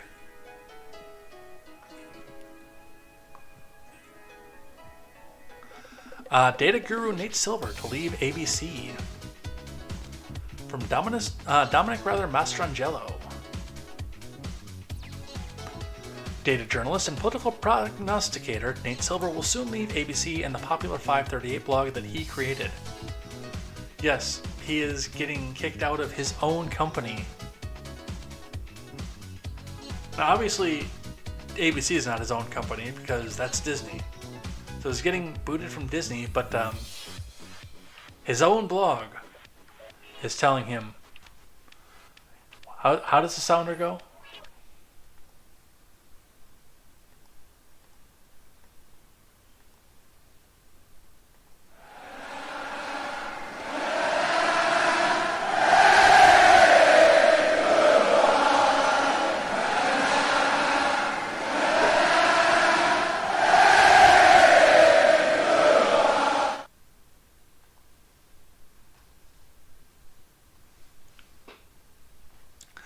Silver wrote in an internal message to employees at the website that he expects to leave the company when his deal with ABC is up. He expects to get booted from the company when his deal with ABC is up, by the way.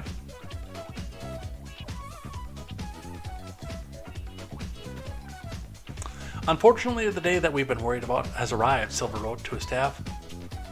According to Hollywood Reporter, alluding to a recent round of financial hardships and layoffs that have impacted ABC and its parent company. We don't yet know the scope of these layoffs, exactly who is impacted, or the terms under which they are departing, but it's going to be a hard day for all of us. In a statement to The Hill on Tuesday, ABC spokesperson said the company remains dedicated to data journalism with a core focus on politics, the economy, and enterprise reporting. This streamlined structure will allow us to be more closely aligned with our priorities for the 2024 election and beyond. We're grateful for the invaluable contributions of the team members who will be departing the organization and know that they will continue to make an important impact on the future of journalism, the spokesperson said. Silver, who founded 538 in the early 2000s, sold the blog initially to Disney's ESPN before it was acquired by its sister company ABC News in 2018. Oh, I thought he was still the president of that one. I thought he still owned 538. That's my bad. I'm fake news. I was wrong. This is me issuing a correction. I was wrong. I thought he still owned that. He was getting booted out of his own... Well, technically he is still getting booted out of his own company. But he sold that off, so he gets no say in it. Part of the problem working for somebody else's company.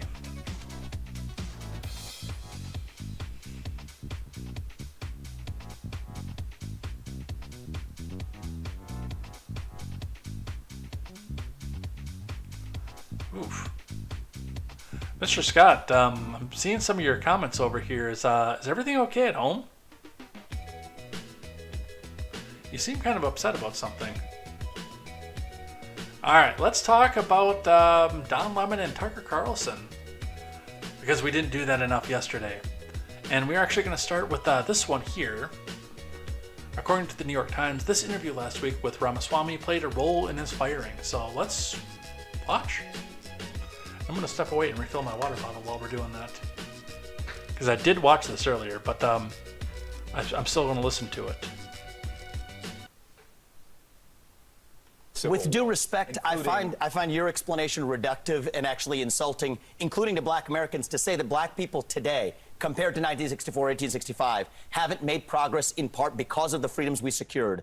And the Second Amendment was part of what secured hang on, that please. freedom. I cannot keep a thought if you guys are talking to me in my ear. So hang on one second. So to say that black people, say what you said again. Black people secured their freedoms after the Civil War. It is a historical fact, Don. Just study it. Only after their Second Amendment rights were secured. They That's were a not fact. secured their freedoms after the Civil War. That is not, you are discounting Reconstruction. You're discounting a whole host of things that happened after the Civil War when it comes to African Americans, including the whole reason that the Civil Rights Movement happened is because black people did not secure their freedoms after the Civil War, and that things turned around. People tried to change the freedoms that were supposed to And you happen know how they after the got Civil it? War They got their and Second Amendment Reconstruction. rights, and they actually got, the NRA played a big role in that. But today, Don, the NRA did not play a big role absolutely, in they that. trained black That Americans is how a to use lie. firearms. That's a lie. That's not. The NRA did not play a big role in This that. is just historical fact. It's but not Don, a historical fact. The part that I Just find because you say it's historical the fact, part that I it's not find historical insulting is when you say today black Americans don't have those rights after we have gone through civil rights revolution in this country. You are sitting here telling an African American about the rights and what you find insulting about the way I live, the skin I live in every day. Here's where you and I have a different freedoms point that of view. black and white that black people don't have in this country, and that black people do have. Well, here's where you and I have a different point of view. I think we should be able to express our views regardless of the color of our skin. We should have this debate I'm not saying you without shouldn't me express your regarding views, you as a but I think black it's man, insulting that but you're me sitting regarding you here, as a fellow citizen. that you're That's what I sitting think we should here, see. whatever ethnicity you are, explaining to me Whatever ethnicity about I am, I'll what tell it's you, like to be black. whatever in America. ethnicity I am, I'll tell sorry. you what I am. I'm an Indian American. I'm proud of it. But I think we should have this debate. Black, white doesn't matter. I think we should have this on debate. the but I think content you should- of the if you're ideas. going to do it, you should do it in an honest way and in a I fair think- way. And what you're doing is not an honest and fair way. Okay? With- But we appreciate you coming on. With Thank due you for respect, that. Don, I look forward Thank to you very continuing much. that I appreciate conversation. it. We'll Thank continue you. the conversation. Thank you. So much. Thank you, Papa. We'll talk about China. Yes, let's talk about China. Next time you come back. Oh, thank you. Much to say on declaring independence from China. Okay, Something you can can we add move on now, please? Thank you. Thank you. Thank you. And Poppy Harlow just sits there smiling and laughing too, by the way. And they say that this is probably one of the biggest reasons that that Lemon got fired yesterday. Let's read from Fox. Don Lemon firing from CNN linked to explosive on-air exchange with Vivek Ramaswamy. GOP hopeful reacts. From Joseph Wolf's Own. Vivek Ramaswamy sounded off on Lemon's firing from CNN, which was allegedly linked to a contentious on-air exchange the two of them had last week on CNN this morning. Lemon fueled a fiery spat with Ramaswamy for comments the 2024 hopeful made about freedoms black Americans in the post-Civil War era, which Lemon claimed insulted him as a black American. I could go so many different directions with that.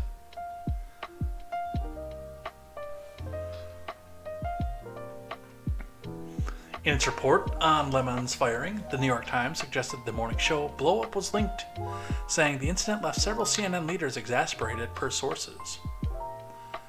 Ramaswamy said it's clear their exchange played a role in what he called a sound decision by CNN in an interview with Fox News Digital on Monday. I think that any network that wants to foster open debate should embrace that principle by not restricting what someone has to say or what someone can say is restricted based on their skin color, and I think that they made the right decision here, Ramaswamy said. Yeah, this guy's taking a major victory lap on this one.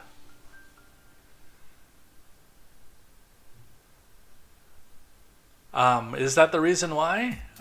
We don't have any confirmation of that, but that is the rumor that's going around, so it will be interesting to see what leaks out of these networks in the coming days, if anything, or if we get something that just completely tears our attention away from it, like, ooh, look, something happening in the Ukraine.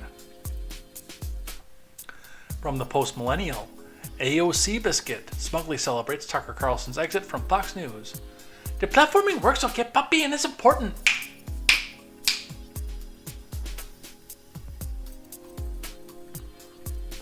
AOC Biscuit took great mirth in the departure of Tucker Carlson from Fox News on Monday, posting a video saying, Tucker is out at Fox News. Couldn't have happened to a better guy. And here is the post itself. Oh, we have no volume. News. Tucker Carlson is out at Fox News. Couldn't have happened to a better guy.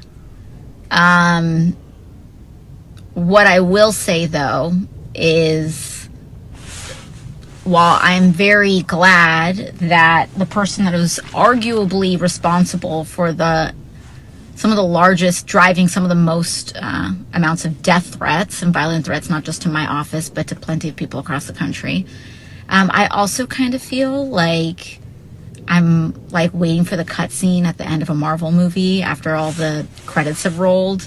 And then you see like the villain's like hand reemerge out to grip over like the end of a building or something. But deplatforming works, and it is important. And there you go. Good things can happen.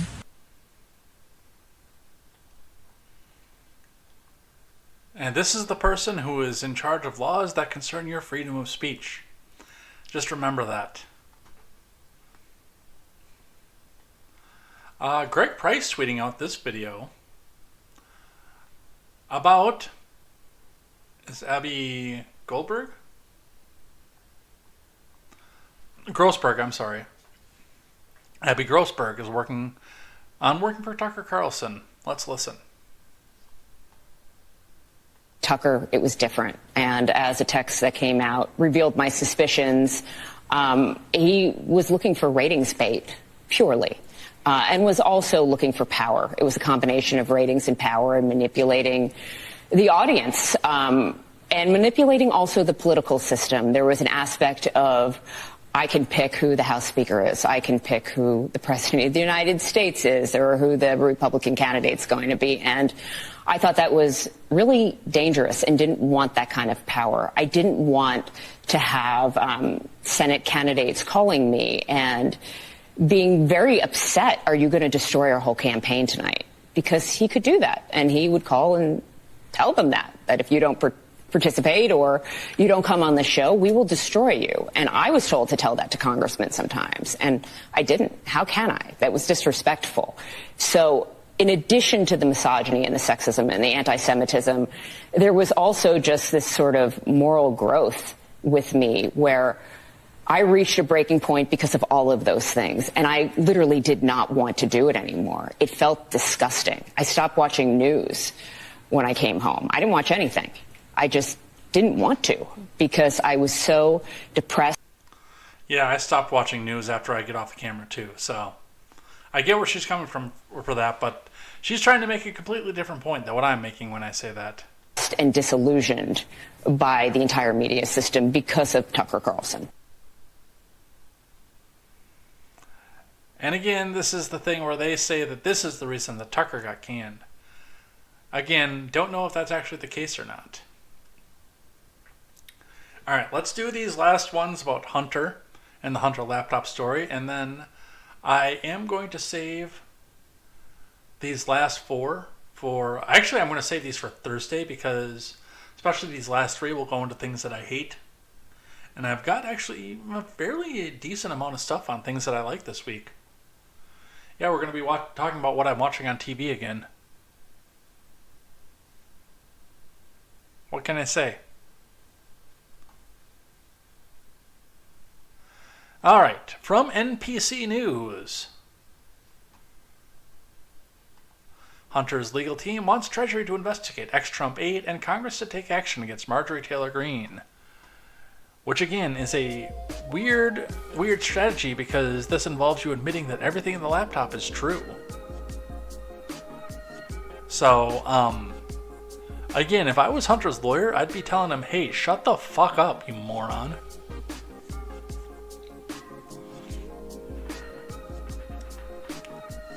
From Sarah Fitzpatrick. Hunter's legal team is asking the Treasury Department to investigate a former Trump aide for circulating federal banking records linked to the president's son and Congress to take action against Marjorie Taylor Greene for her statements about Biden. A letter sent Monday morning to the House Ethics Committee and the Treasury Department's Office of Inspector General and obtained by NBC News are among the latest efforts in an increasingly public and aggressive strategy from Hunter's legal team led by Abby Lowell, who needs to be fired immediately. Lowell declined to comment, which is probably the smartest thing she's done in this particular set of stupid actions.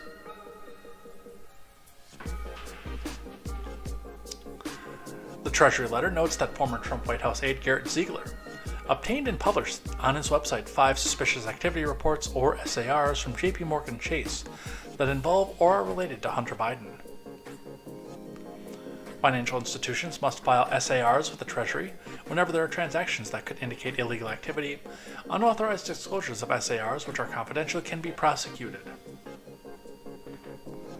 That is actually fair. Now, mind you, keep in mind that this may be the person thrown under the bus to make sure that the public gets the big picture.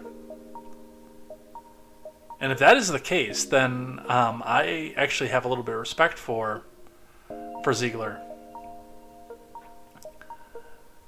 Because in full reality, I mean, given the fact that there's a captive media for the Democrat Party, Joe is the frontrunner for the president and the favorite candidate of all the media, and the favorite candidate of all the alphabet agencies, there's no way that this would have ever been investigated had it not been released to the public first.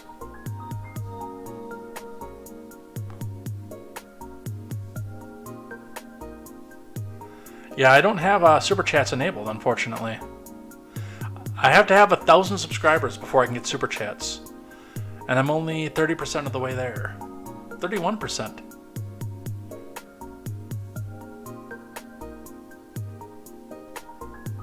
I think you can Super Chat on Rumble, I just don't know how. Yeah, you can, and it's enabled. I'm actually looking at it right now. Rumble Rants. So I am monetized by default on the Rumble side, which I can put the link in the chat.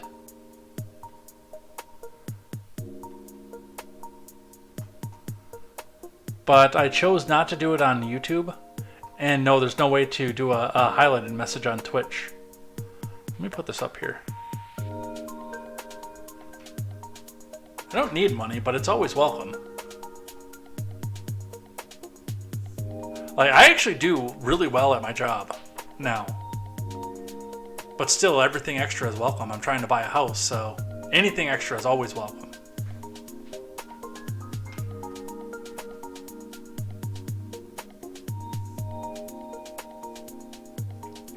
The letter notes that Ziegler has stated that he worked with an insider at JP Morgan Chase to obtain the SARs and asked that Ziegler be investigated for possibly violating federal banking laws. Ziegler has used Mr. Biden's SARs and other financial records to craft a false narrative that Mr. Biden is associated with the human trafficking ring. In his persistent and continued broadcast of the fictitious tale, Ziegler has called on the House Oversight Committee Chairman James Comer to disseminate Mr. Biden's private information to an even wider audience. As a sitting member of Congress, Mr. Comer, don't do that. You have people to represent, and you can't do that from jail. I would not be opposed to seeing somebody else do that, but Mr. Comer, don't do that. That's a no-no. That's an impeachable thing. Literally anybody else in the world do that, but Comer, don't do that. This is not official financial advice. Because remember, it's against YouTube's TOS to encourage illegal activity.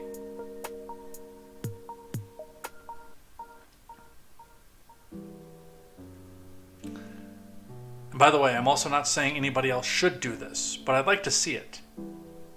But nobody should do it, because that's illegal.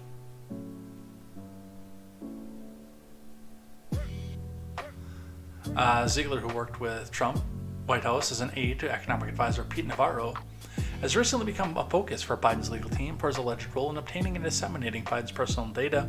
Sources said he was among 11 people who were sent evidence preservation letters in February in anticipation of future litigation, as NBC News previously reported. On the other side of it, in their letter to the House Ethics Committee, Biden's lawyers request action be taken against Greene of Georgia for her statements and conduct regarding Biden, alleging violations of the House Ethics Code and standards of official conduct. That one's going to be a little bit harder to prove. Representative Greene's unethical conduct arises from her continuous verbal attacks, defamatory statements, publications of personal photos and data, and promotion of conspiracy theories about and against Robert Hunter Biden. None of these could be possibly deemed to be part of any legitimate legislative activity, the letter says. The letter notes that Greene has allegedly on Twitter that the Biden family engaged in human trafficking ring, and that in January she posted on her Truth Social account photos of Hunter and his niece and another family member suggesting that they were prostitutes. Greene did not immediately respond to a request for comment, and I do think that Greene is a plant, because she keeps going down the same route that the Democrats are going down, talking about the sexual improprieties of what's on the laptop. In short, what the others keep saying is, they're obsessed with Hunter's penis. It's all about Hunter's penis. It's his penis. I'd like to... I am appalled by the fact that he has allegedly stooped kids on video on his laptop. I'm appalled by that. But I'm less concerned about that than the financial dealings that are recorded on this laptop that have allowed him to be rich and powerful enough to get away with them. That's the problem that I have with this.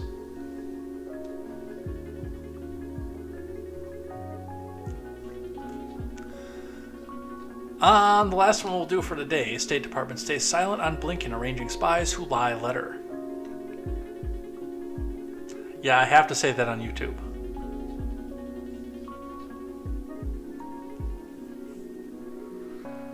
From Stephen Nelson. Because if he does get acquitted for that, and I did not say allegedly, that's slander. And I don't have money to pay Robert Hunter Biden. See, that one little word allegedly, that's protective.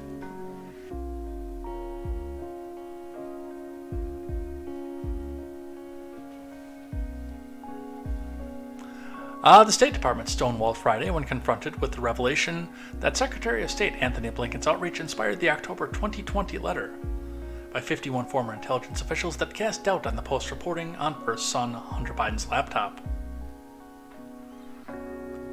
That is not a State Department issue, spokesman Vedant Patel said when asked about ex-CIA Acting Director Michael Morell's testimony to the House Judiciary Committee, first reported late Thursday by the Post, that Blinken had triggered the now notorious missive.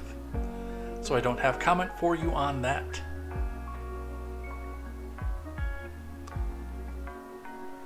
Well, the Fox settlement also didn't go through the DOJ. That was a civil suit.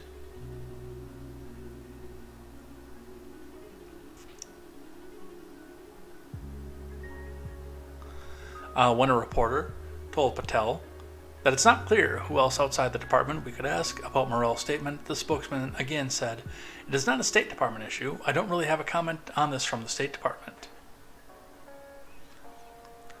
Later in the briefing, a second journalist noted that Blinken is the person that is currently serving as the Secretary of State, before asking, what do these claims from this former CIA official, as well as the letter from the House Judiciary Committee, mean in terms of the public trust in this position as Secretary of State? Again, this is not an issue. That is the issue of the State Department, Patel repeated. It has naught to do with U.S. foreign policy or the work of this department. so I don't have a comment for you on this.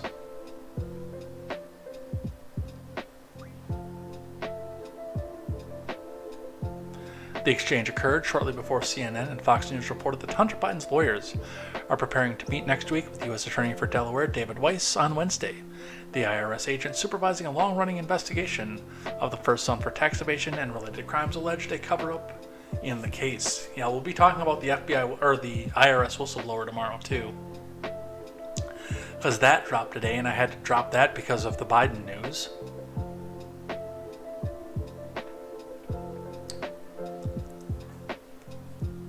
Biden cited the spooks letter at the second and final presidential debate against then-President Trump, alleging rather falsely that the information disclosed by the Post, and later broadly corroborated, was the result of a Russian plant.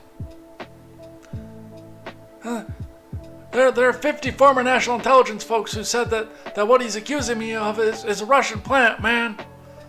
5 former heads of the CIA, both parties, say that what he's saying is a bunch of garbage. Nobody believes it except Trump's friend, good friend, Rudy Giuliani, man. Come on.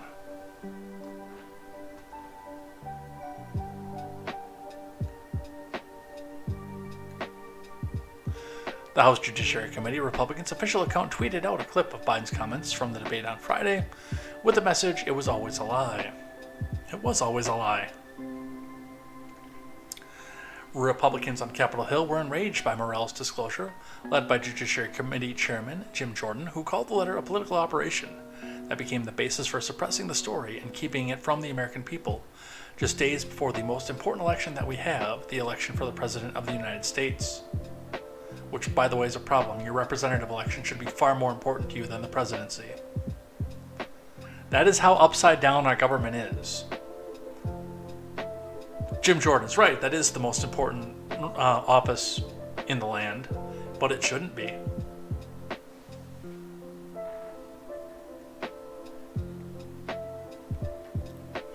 The reason Mike Morell said he did the letter was that he thought President Trump would bring the issue up during the debate on the 22nd of October, Jordan told Fox News host Laura Ingraham on Thursday night.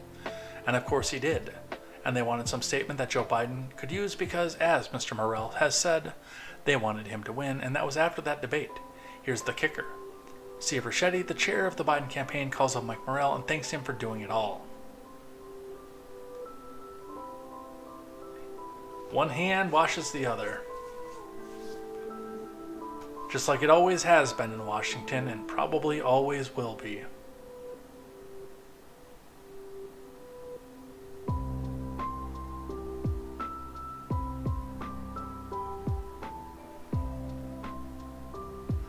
I didn't know you could get echo parentheses in on YouTube. I thought those were blocked by YouTube's algorithm.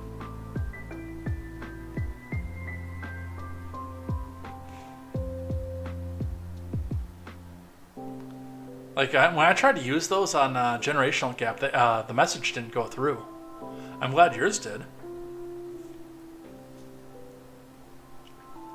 All right, but we are out of news for the day, and it's 8:30.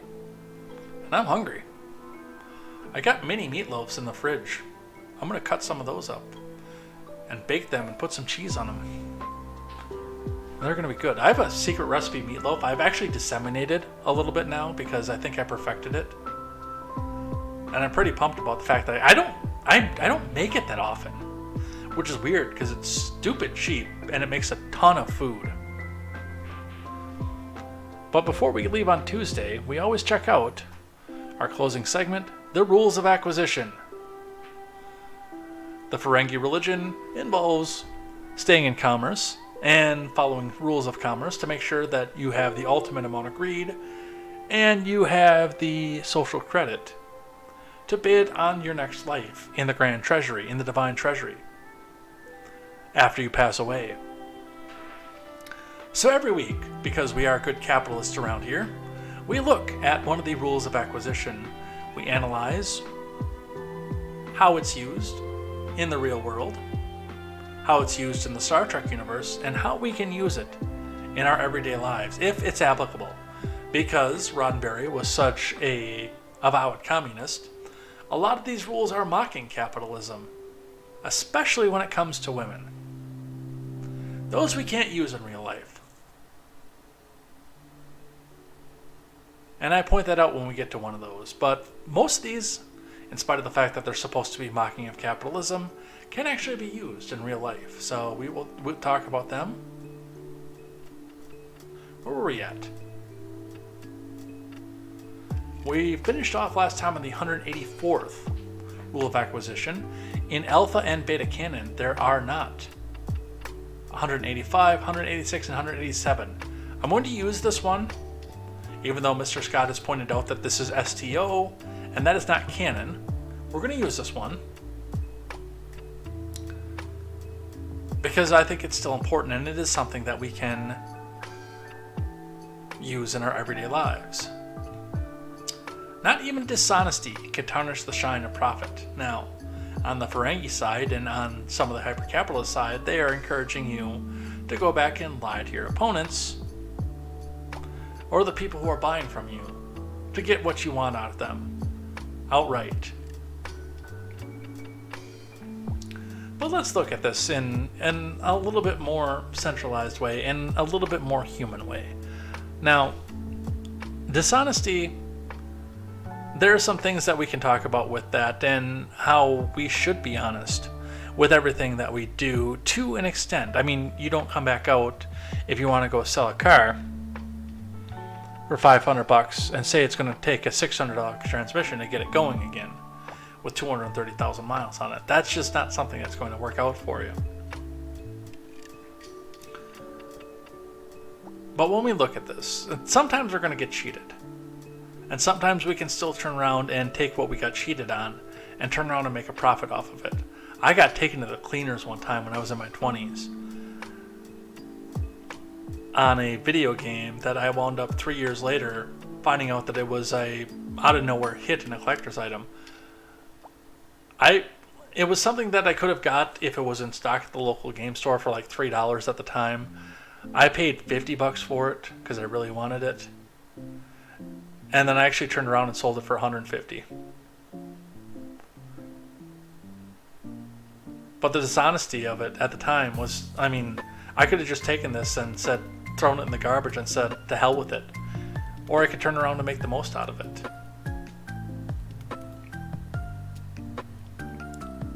So, and again, as we have mentioned before, talking about some of the stretching the truth a little bit. Sometimes you gotta just embellish a little bit. Don't lie, because that's wrong. That would be wrong. But there's nothing wrong with a little bit of embellishing a little bit off of that. And if you do feel guilty out of it, remember, you've got the profit off of it too. So, there you are, your 188th rule of acquisition. Take your rules of acquisition. We've still got a few more to go, but take the rules and use them to bid on a better life in the divine treasury at the end of your life as well. Although I'm hoping, because I am Christian as well, that most of us go to heaven instead.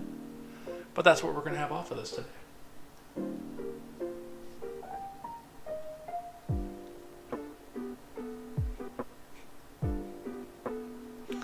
Me and YouTube have gone rounds. Yeah, don't argue canon and Trek anymore. It'd be a self-defeating endeavor. Yeah, because of what they've put into canon from Picard, which, from what I hear, by the way, Picard was actually good in the third season. Like, it was what fans wanted. A rehash, basically, of Next Generation. Instead of stealing the storyline of Mass Effect and putting Star Trek characters in it. Or whatever the hell that thing was with Season 2 of Picard. I don't even know where they were trying to go with that, except to be preachy and be in 2024. Other than that, I have no idea where they were trying to go with that. But, I don't know. I kind of want to watch Discovery and see how bad it actually is. I know the mycelial network is supposed to be like Mr. Scott said, the argument against canon. But I want to see, and then actually Quest Fanning has told me that Strange New Worlds is more classically Trek than anything else that Kurtzman has put out, so I'm moderately curious about that as well. But we're done with See, It's all dark with blue lights. I'm going to go off on this, on a tangent for this right now. But one thing I liked about Season 1 and Season 2 of Picard, even though I didn't like the story, was the aesthetic. Especially on the Starship side of the aesthetic. After I watched Season 1 of Picard, I actually said to Seawall that I kind of wish that we could get Deep Space Nine again. Like a shot-for-shot remake of Deep Space Nine, but in the Picard aesthetic. Like on that dark, gritty aesthetic. And yes, Deep Space Nine was always really well lit too, and I get that. And I get the future that Roddenberry was trying to come out with. But especially as gritty as the Deep Space Nine story was, I think that would have fit perfectly in that art style. I really do. I think it would have been fantastic in that art style. Again, don't change any of the dialogue, any of the scenes. Just change the background in that dark art style. I think it would have been fantastic to see. I don't know. But you're right, TNG was always really well lit. Sit out of here for the night. I'm hungry. I want meatloaf, damn it. Where's my outro music? There it is.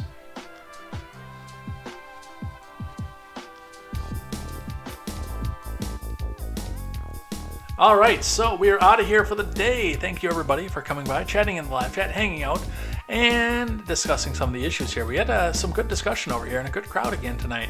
We will be back here tomorrow to talk about more news, more headlines. We will be talking about, actually we probably won't be talking about these tomorrow because I think we're going to save those for things that I hate. On Thursday, the Covenant School Manifesto will be, we'll talk about that on things that I hate on Thursday. So come back and see what happens in the next 22 hours of news with Biden in. I'm sure there's going to be news of that with 5 weeks left on the debt ceiling and the debt default. I'm sure we'll be talking about a lot of that.